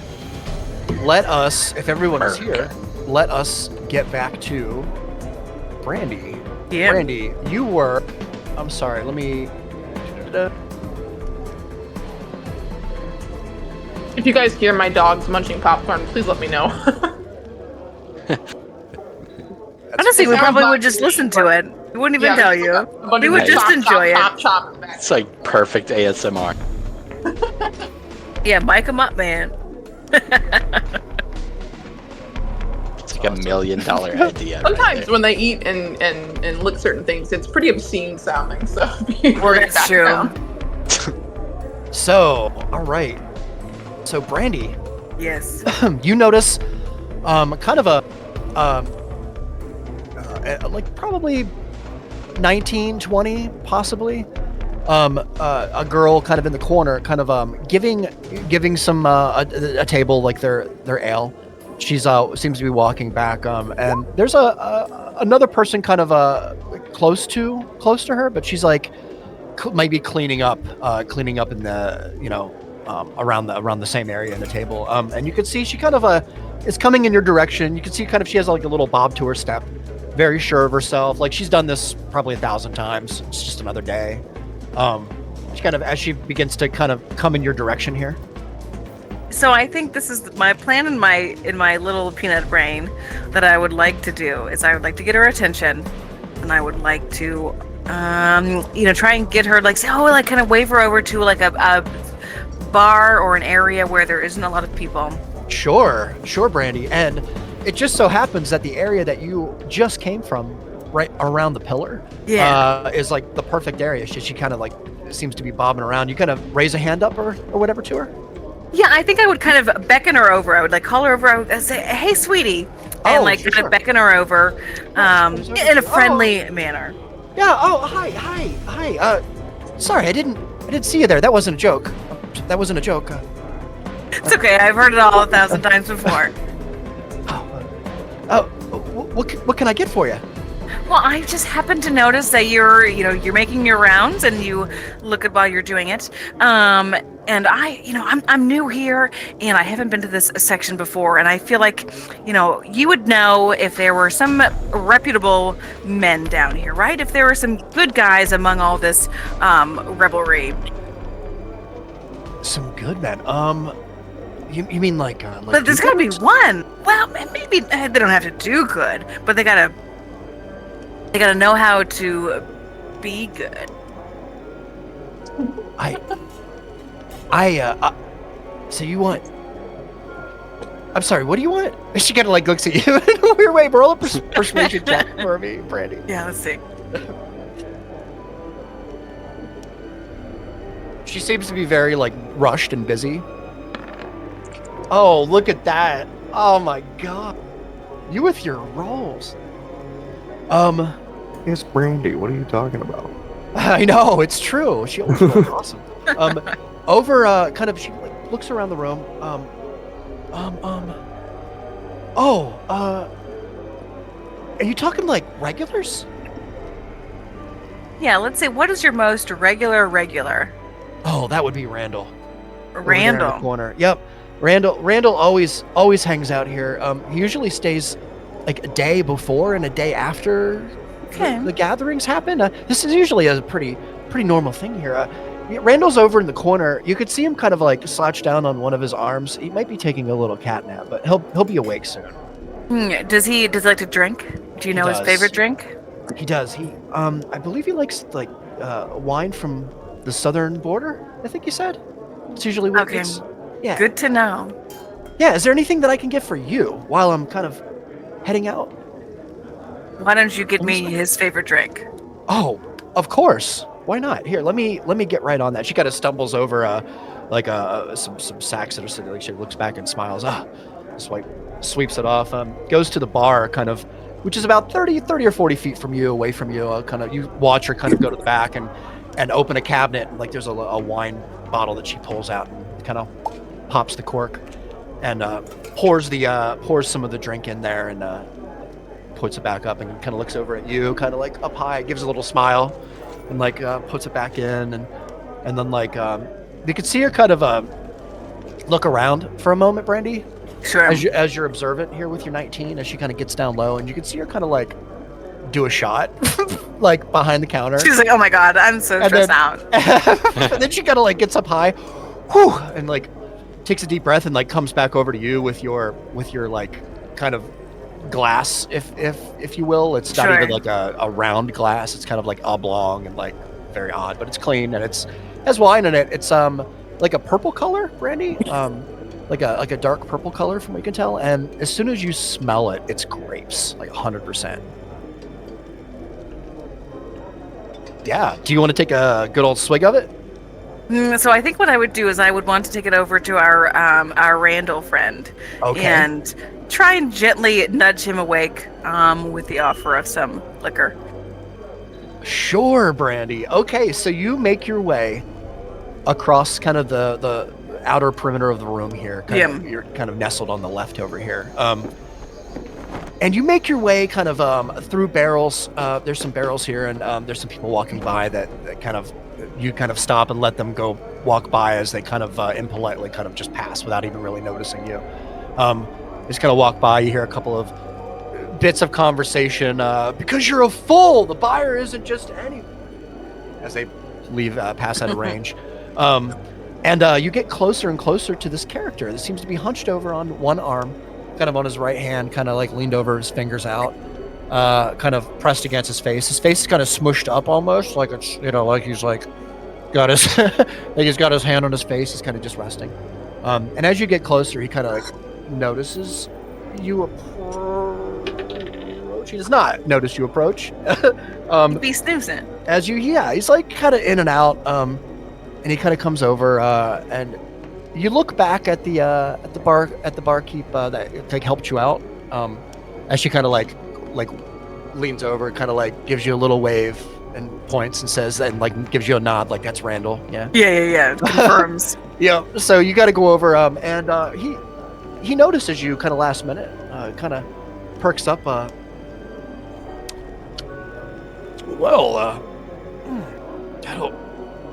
don't see your kind here very often there. You gonna hop onto a stool next to him? Yeah, I think I would. All right, perfect, Brandy. And you do. You hop onto a stool next to him. There is some commotion kind of behind you. There's like some shoving. A couple of people are shoving. It doesn't seem to be accumulating or going anywhere. It's just some like, some horsing around. So Randall is kind of looking at you, kind of like just looking at your armor. You're very clean, Brandy. Your hair is very well kept. Your skin's clean. He's kind of looking you over. He says, "What do you have?" Well, I've heard that this here wine is pretty good. I figured I would offer you a glass in exchange, maybe for some, I wouldn't say information, but just some intel about this establishment. I've never been here before, of course. I could tell you don't look very familiar to me. Roll a persuasion check, Brandy. Okay. Oh, look at that. He looks at you. That is a 9. He looks at you. Yeah. Kind of looks down at the glass. He kind of looks back at you. Listen, I understand kindness when I see it. Unfortunately, I didn't get to live this long by trusted people I just met. So I'll tell you what. Hey, Sarah. Yeah. Hey, hi. Yep. Give me some wine. Thank you. She kind of goes over, pops the cork, puts another glass in. It brings another bottle of a glass of wine over. Yeah. Like next to yours, Brandy, and now you both have kind of a glass of wine. And he kind of looks at you, kind of gives you a little grin, kind of almost as if he kind of won a little exchange, even though it didn't really mean anything. And he kind of gives your little glass a little ting as it sits there, and he kind of holds it up to you. Yeah, and I would definitely cheers him. Yeah, cheers. I was like, no, it's nice to meet you. I always try and find a regular in a place to try and get a feel for the lay of the land. Oh, how long have you been in the boss's service? Well, I would say I'm just starting is the plan. Oh, you're a greenhorn. Okay. Well, you don't know too much then. I'll be honest, I don't know next to nothing. I would hate to take that experience away from you.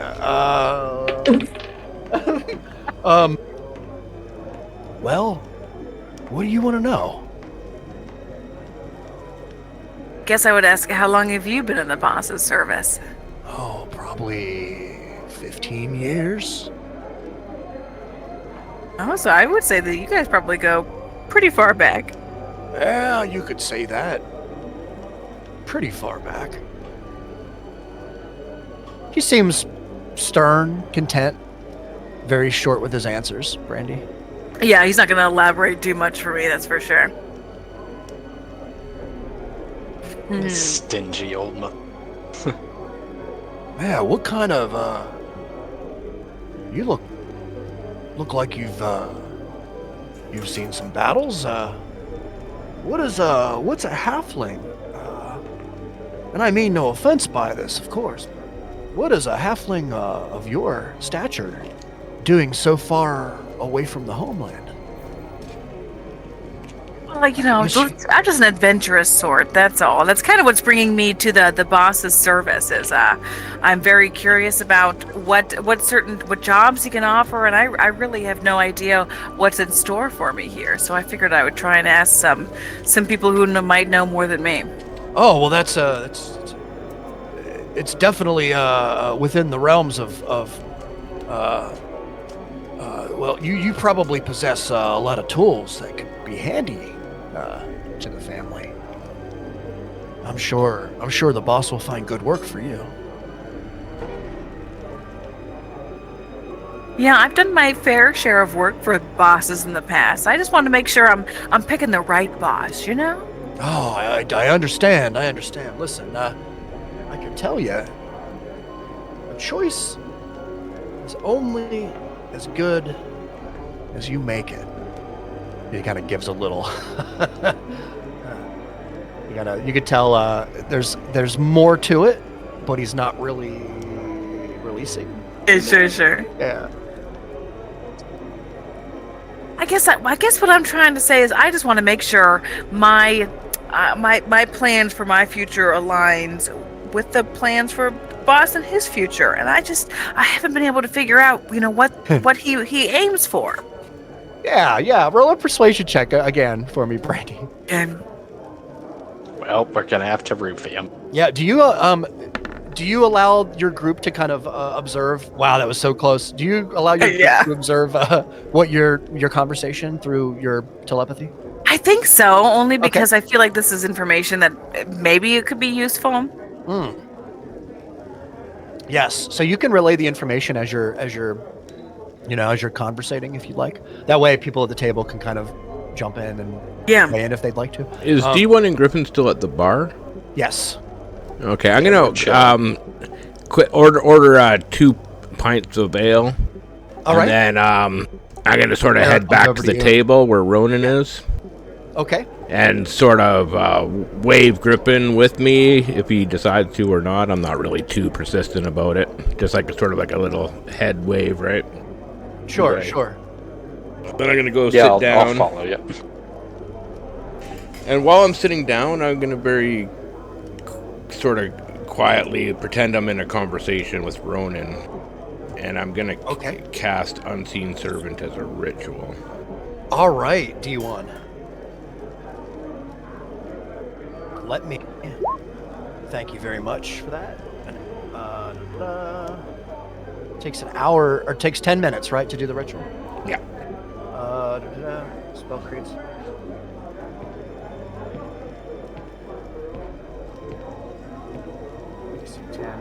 One hit point strength 2. All right, yep. And so nobody. Oh, okay, so he's invisible. Nobody sees it but you. Hold on one second. Let me just double check and make sure that's accurate. Yeah. Space. Okay, creates an invisible, mindless, shapeless, medium force before simple tasks. Okay, what would you like to do with this? Do you want? I'm just gonna summon him and just have him sort of beside me for now. Yeah, that's perfect. Now, in order to summon him, you have to go through the parts of the ritual, which means you have to sit down, you have to put the pieces around you, you have to do the verbal, the somatic, you have to move your hands around. Are you okay with doing this out in the open? I don't need the components, I just need the verbal and somatic, which I'm going to try to disguise as having a conversation with Ronan. Okay, I see what you're doing. I love this, D1. I love this. If you like, don't I'm mind, going to be waving my hands around and look like I'm talking to Ronan. No, this is fantastic. Ronan, are you... Sneaky ritual casting, I think. Really good. Fucking covert bard seance. I assist him with that, but I don't know how I would. I'll allow you to if you could figure out a cool way to do it. Yeah, I'll just start saying the verbal components to it to Ronan. I'm gonna hope he sort of catches on to what I'm doing, and I'm gonna like wave my hands and like looking right at Ronan like I'm like in a meaningful conversation. Yeah. Well, you have telepathy. You can tell him. You can be like, "Hey, yeah, just tell him."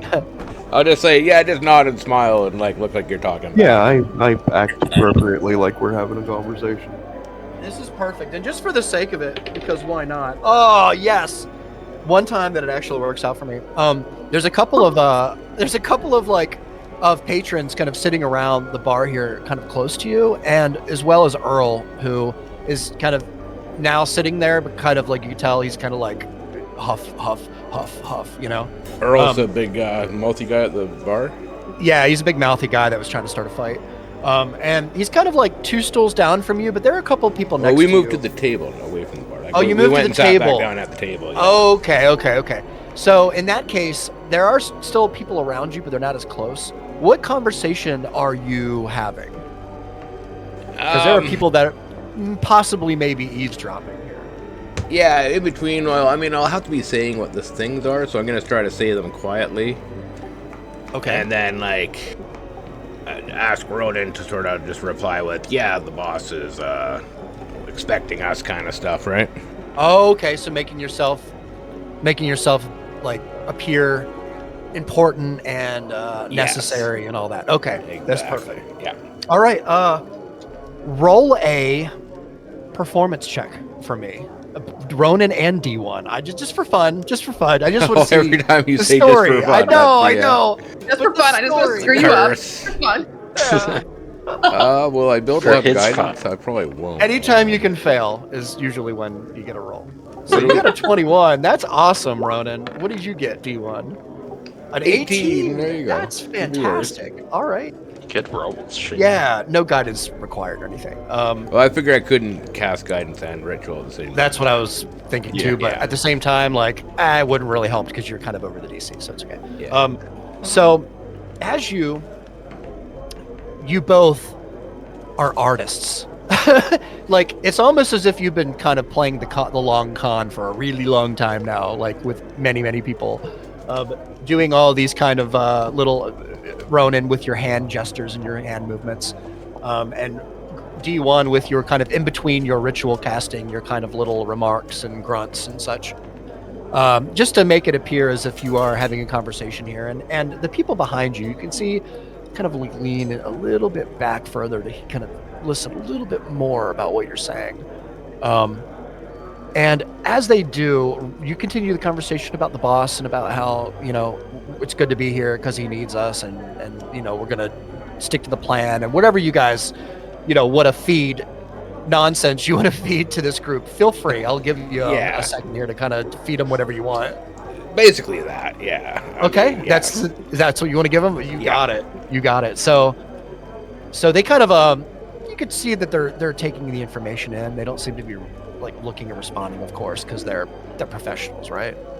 So they're keeping it quiet, but you could tell they're most definitely eavesdropping on your conversation as you do this. And as the ritual continues, we're going to go ahead and go to Ronan here for a moment. Ronan, you, in this situation, in the moment, while you are conducting the ritual here, rather helping him, to kind of put over this illusion, there are a couple of things you're noticing. Over in the corner where the two people were shoving just a moment ago, they've begun arm wrestling with one another, and there are about 6 or 7 people gathered around them, and they're cheering, and there's a couple of people clapping, and there's another guy that's kind of being insulting to the one. They seem to be doing that, and across from them, there is another form, Ronan. The same form that's been kind of looking at you, watching you since you first came in here. When you very first stepped into the room, you noticed. It's very obvious now that you are a little closer that there is a drow female. Seems to be standing, or rather sitting against the corner in a chair by herself, kind of just observing the room here. She keeps looking over here at you, and you could tell by kind of these red little glimmers of light that every once in a while shimmer through her eyes. And it's the only reason that you noticed her is because for whatever reason you can see this kind of red shimmer every once in a while. You notice her as being tall, Ronan, even though she's sitting down. She's a drow. She seems to have, like I said, a sharp gaze upon you. Her presence is almost commanding, if you will. And her attire is pretty bland, but it's mostly just a blend of dark leathers, flowing fabrics, to allow her to blend around with her surroundings. You could tell she's definitely somebody who likes to keep into the shadows. You do notice there's a couple of interesting things about her, Ronan. She has silver hair, so it's very white hair, and it's braided, like tightly braided in one braid, but it has a strand of like midnight blue color all the way wrapped into it. Just a single strand, kind of like interweaves with, into all the white. Her eyes are, again, that piercing red shimmer that you can see every once in a while. She kind of like continues to look in your direction. There isn't any visual, any visual signs that she means you harm or anything like that. She's just very, very, very intently focused on you, and has been. I'll take a mental note of that, and Yep. I don't want to break the interaction with B1. Mm-hmm. Yeah. But you had said where I was sitting. Yeah. I had a decent view of the fight pit. Is there anything going on down in there? Not at the moment, Ronan. But roll a persuasion or a perception check for me with advantage, since you are in the moment here. You have a really good moment to look around as you're performing the ritual. You have a nice, big, open, wide view in front of you, not hindered by any bodies. 23. It's really good. There seems to be a guy kind of off to the side, Ronan, like on the far corner, like edge of the room here, just above the pit, and he seemed to be rubbing dirt onto his skin, which is found very, very odd. Like from the pit, he's just rubbing it all over his skin, almost like maybe he might be preparing for a fight, possibly. So no. Looks like possibly the festivities may be getting started here pretty soon, from what you can tell. Cool.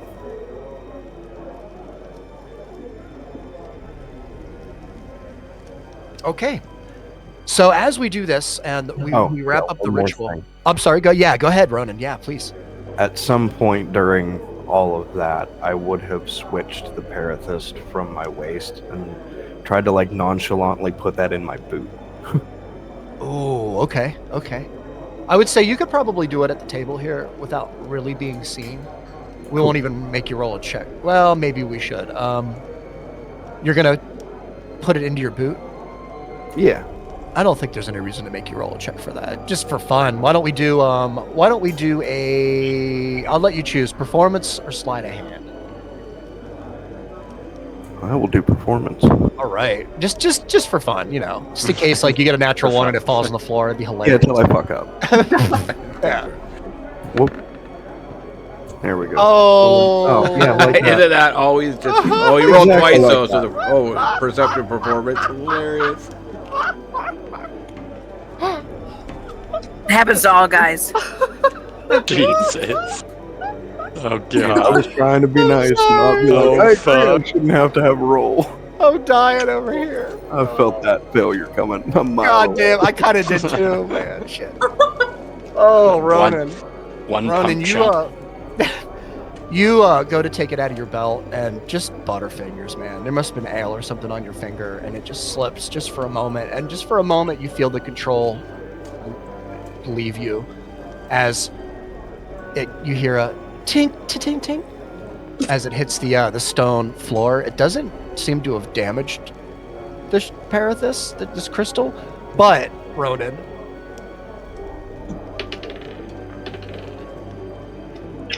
there are a couple of people like sitting behind you at the table, kind of probably 6 or 7 feet from you, something like that. And they heard the noise through the chatter, and they look over in your direction as you kind of scoop it up from the ground and you slip it into your boot. They don't say anything. They just notice.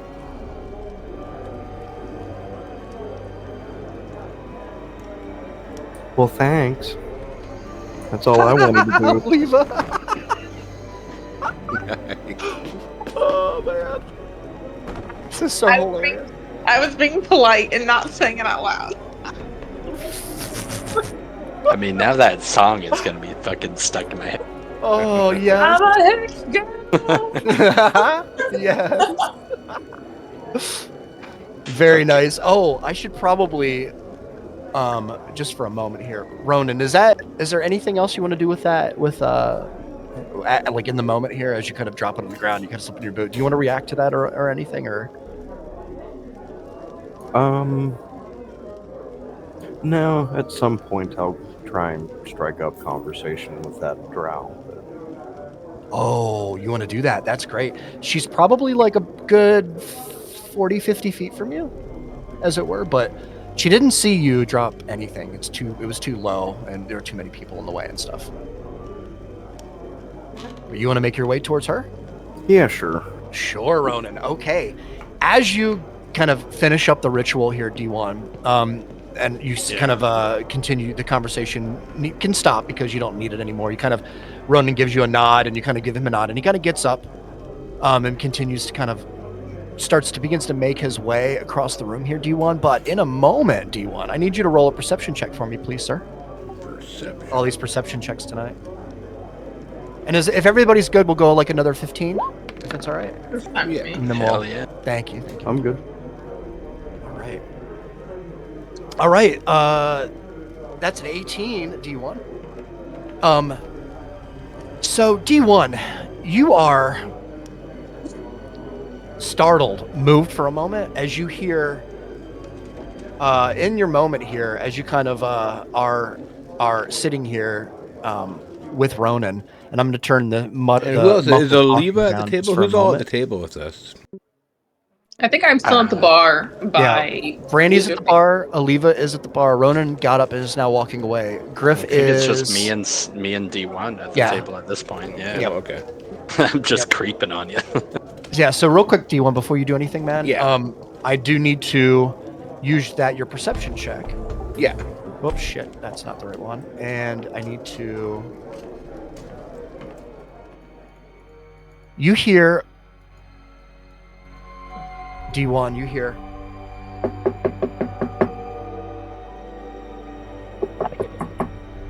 Oh, be right there. As you kind of instantly, kind of are visually, you kind of visually tune into Rummy, and you are perched kind of on a shelf next to Fallon or Fiath, who is now Hedrick. You can see his disguise is quite well done, D1. As you kind of look around the room here as Rummy, as you kind of like take his eyes and use them. You peer around the room and you hear the knock on the door. As he kind of, for a moment, he's startled. He has this bag of gems he's holding in the palm of his left hand, and he has the book in his right hand. And at first glance here, D1, there doesn't seem to be any notable disturbance either from the bag or anything, but he is kind of taken off guard a second by the knocking on the door as he kind of gets up from his chair and begins to kind of walk closer towards the direction of the door here. He opens the door, D1, and there are a couple of voices that you can hear. You're kind of not in the view to kind of see out the door, but you can be if you'd like to. He's gonna try to stay out of sight from the door. Okay. And like go high on the ceiling and then try to take a peek. Into like perch in a corner or something, so you're not seeing. Yeah, or For even sure. kind of hover like out of sight behind a lamp or any kind of torch or whatever's lighting the room. I love that. There are a lot of things, but just for the sake of it, roll a stealth check for me. For Rummy. Rummy stealth. Yep, so use his, if he has any modifiers. I think his stealth is the same as mine. But he wouldn't have guidance. Oh, and he's not wearing heavy armor. So it's 7. Oh, yeah, no. Either way. I think... Either way, yeah. Yeah. All right. Rummy's really pretty small. For a moment there is a clank in the corner of the room, as kind of the as Hedrick opens the door, and we'll call him Hedrick for the sake of it. Opens the door and kind of looks out. There are what you can observe from where your position is, Rummy. There are 3 kind of men, from what you can tell, like black hair, kind of pretty dirty. They have like a golden sash around their shoulder. They're wearing kind of like pretty nice like overcoats, but they're filthy. And you can hear kind of a little bit of chatter from where you are. And I won't make you roll perception for this, but there's no reason to. You're close enough. And you can hear the conversation begins. And it's quite simple. It's just it seems as though these are sailors from a ship that's just off the coast, and they brought a dinghy into the dock here, and kind of they're asking Hedrick to keep an eye on the dinghy, and because their ship is just right off the coast, maybe a couple 100 feet out. They brought a dinghy in because it was too shallow here, and he kind of gives him and you can see that he's holding on to the pouch in his left hand, kind of close to his body. A big bag of gems. It's kind of closed off on top with a necklace inside of it. You can see he's kind of cradling it there underneath, kind of close to his chest. And the first guard doesn't say anything about it. He kind of earned a guard. The first sailor doesn't say anything about it. He kind of like seems to be distracted by maybe something else. He sees like some kind of a cloth or something over by the path or whatever, and it's caught his attention. The second sailor also doesn't really seem to notice. He notices like a sound or whatever coming from inside, but he doesn't like look around the shoulder or anything like that. The third sailor. Oh. Yeah, the third sailor not only hears a commotion in the background when Rummy kind of bumps into something that he doesn't see, trying to stealth, but he also notices the very large bag of awkward weight that this person seems to be holding. As Hedrick kind of begins to talk to him about, of course, I'll keep it safe for you. It's fine. It's not going anywhere. That kind of shit. As he waves him off to to the inn. The inn's that way. Yep, straight down. Yep, straight down. Yep. Kind of closes the door. Lets out a sigh. You got lucky, guys. You got lucky. Yeah. Lets out a sigh. And you kind of he looks over back up at Rummy. sits back down on his chair. He kind of, like, you can see him for a moment, D1, look at the bag of gems. Like, he doesn't know what's in it. He just looks at it. He kind of weighs it a little. Like, you see him move his fingers around a little. And you can feel things in there giving way as a bag of gems would feel if you were holding on to it. As he kind of feels around the perimeter of the bag and just kind of opens his book back up with his other hand and looks around the room, looks back up at Rummy, looks back down at the book. And we will go back to... Yeah, Rummy will go back to the bookshelf where he was and just sort of... All right. Yeah. You got it. So he is kind of perched back up on the bookshelf. You can see out the window too, Rummy. You can see the three of them walking away. The last one is a little bit further back from the other two. The other two seem to be kind of like, walking briskly to the inn or whatever to get to the inn. But the other two are kind of like, or the other one rather is kind of like a little bit back. You can see him keeps like looking over his shoulder back at Hedrick's house, like slower paced. You can see him kind of contemplating something, but then he moves his head forward and starts to move a little bit faster. Try to get a recognition of the face so that D1 through his eyes, if he sees their faces, he'll recognize them right away. Sure. Roll a history check for me for recognition for later. Recognition? Roll 3 for each of them.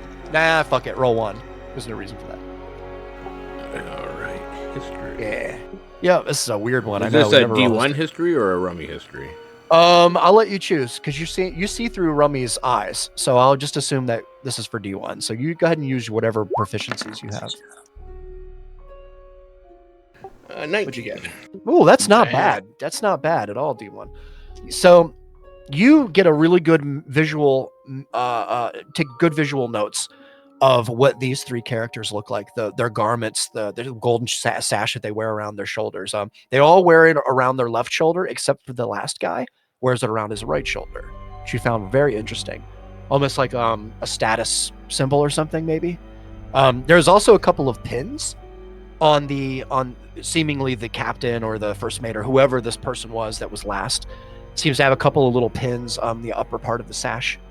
It's hard to know what they mean. D1 would probably know that they probably have something to do with rank as far as being on a ship or being part of the crew. D1 would know that. Okay, you remember them. I would say at this point, D1, if you saw them in a crowd of people, you'd be able to point them out. Okay. That's 19's really good. So, all right. Ronan, we're gonna do some stuff with Ronan here, and we're pretty close here, guys. So I'm sorry we didn't get to a lot of stuff tonight, but we will. Like this will continue, of course. So Ronan, hell yeah. As you continue to move across the room, can I retroactively use one of my reroll tally point things? Reroll tally point things. Yeah. So you have a couple of options, Ronan. For you have your artifact, which you can use at any point. You can essentially use that as, in the moment, you can use it as almost like an inspiration that works for the whole day with that roll, but the following day it's a disadvantage. So you can do that, or you can use an inspiration point if you have one. I do have an inspiration. Yeah, you feel free to use that. And if for people who just one more time, how we do it is, you can gain an inspiration and pocket it forever. But if you earn another, you have to use it the game you earn it. So you can always have one on you, but if you earn any more, you have to use it. So you can have two for the night, but you have to use one of the two before only one carries over to next session. Exactly. Or else. You just lose Or it. you get -2. It just fizzles away into the ether. It's an extra bonus table roll. All right, what is this for, Ronan? Just to erase those three guys seeing me fumble that. Oh, got you. Okay, man. And yeah, so Ronan, let me see here. Oh yeah, okay, because you got a natural 1 before. 11. D1, I'll allow you if you want to give him guidance. I don't know if I can because he was doing that during my ritual cast, right? He was. Yeah. I don't know if I can cast guidance while performing a ritual. I'll have to look that up, but I doubt it. I'll tell you what I'll do. That's worse than they were before for you. Do you have anything else? I'm just gonna tell you 11 fails. I thought I had something when I crit. I got a tally point or something that I can re-roll with. So that was before for your art. Okay. Stuff. But since we've we've done a phase, we've kind of phased up on your whole thing now. So yeah. So now that it carried over into the or switched. Right. Right, and I'm sorry for that, but you have other no options here. You can absolutely utilize them if you'd like to, Ronan. And I'm sorry for that. I feel bad making you fail again, but Well, at least it's not a critical failure. it's not a critical fail. Yeah. Right. So You No, didn't do 2 of anything. them You now. didn't say. It's just for fun. Yeah. Yeah, it's the, just the for fun. famous last words See? right there. you don't Yeah, know. well, Like that you might didn't not do it, lead to man. anything, Ronan, or it could. It's hard to say. Anyway, so walking over to that Yeah. proud lady, Sure. and pull like 5 gold out of my pocket. As I approach, I'll flick one to her, say that's for a drink, and set the other 4 on the table in front of her. And that's to ask you a question. Ha! I love this, Ronan. She immediately, as soon as you begin walking towards her, you put your hand in your pouch, kind of pull up some gold. She immediately starts to sit up more straight. And you see kind of her cock her head to the right just a bit as you approach. And you kind of flick the gold down. You put it on the table in front of her, or do you gotta pass it to her? I just put it on the table. Okay. She says, "It's too easy. A Hexblade Warlock with a penchant for maps and mysteries, I see. You carry the weight of a story untold upon your shoulders. Quite literally. But why should I divulge anything to you? What's in it for me?" Well, now, Cookies. shit, I want to ask a lot of questions. It's not hard to see your demeanor from across the room. You shine with the truths of the past, friend. I can see the sincerity in your eyes, however. But sincerity alone doesn't loosen lips. Prove to me your worth. Perhaps maybe I'll consider telling you a little bit more about what I know, and perhaps other people in the room might know. Anything in particular you have in mind for proving my worth? A little bit of blood goes a long way. She kind of presents a vial, a very little vial, out from kind of inside of her cloak, Ronan. It's a glass vial, looks like a silver dragon on the top of it, and that wraps its tail all the way around to the bottom. That kind of holds the silver vial, little cork on top. She uncorks it and points it in your direction, like as if she's handing it to you. Fair enough. And now slice a... Really? Yeah. Okay. Give her some blood, fuck it. Yeah, so right here, right where you stand, there are a couple of people around. They're not really paying attention to you per se. They're kind of more interested in the arm wrestling that's going on, kind of maybe 20 feet from you, which I have not done a good job with the audio tonight, guys. I'm so sorry for that. But you could hear people kind of clapping. There's some booing. You begin to produce a little bit of blood into the vial, and as soon as the first drop, Ronan, hits the inside of the vial, you see her whole attitude. She seems to get a lot more happy. Her grin begins to kind of widen. You can see her teeth more. She understands. Okay, she said. Very well. She kind of gets down close, Ronan, and puts a hand on your hand. She puts her fingers on the top of your left hand. And you could see her eyes focus on your eyes as she kind of tightens her grip on your wrist. You look around the room. And right before she begins to speak, Ronan, that's where we're going to end the session. Right on. Oh man. Because why not? Everything likes my blood. I know, it's true. Well done, guys. Thank you all for being so incredibly patient this evening. There's more next week of this, but we've got the boss makes his appearance, and I'm sorry this is taking so long. There's just a lot of stuff. No, that I'm we're honestly, trying to go I through. like how you handled this session. You did a very good job. Thank you, man. That means the world to me. And- I was really worried that you guys wouldn't dig the format tonight. Griffin's got hands. He's got hands, know. Right? Oh, That my dude. fucking my fresh What the hands fuck? can Oh. feel my can slap my hams. So good. Yeah, so I good. owe you a couple of high fives. God damn it. Yes. Couple. It's gonna Without be getting your awesome. hands laced off yourself. Well, everyone in the group, Griffin gets hands, and we're all just like, wow. Anyway, moving on to our own. Yes, Yeah. yes. No, And I was next gonna- week my hands get brutally cut off again. There you go. No. We'll we make gotta another quit doing example out of you. Not again. Just like, No, it's okay. Yeah, it's awesome. All right, so next week we will continue with the story, and we will get to the boss next week and do all kinds of fun stuff. So until then, everyone, Hell yeah. thank you for joining us, and we will see you for 51 next week. Same bat time, same bat channel.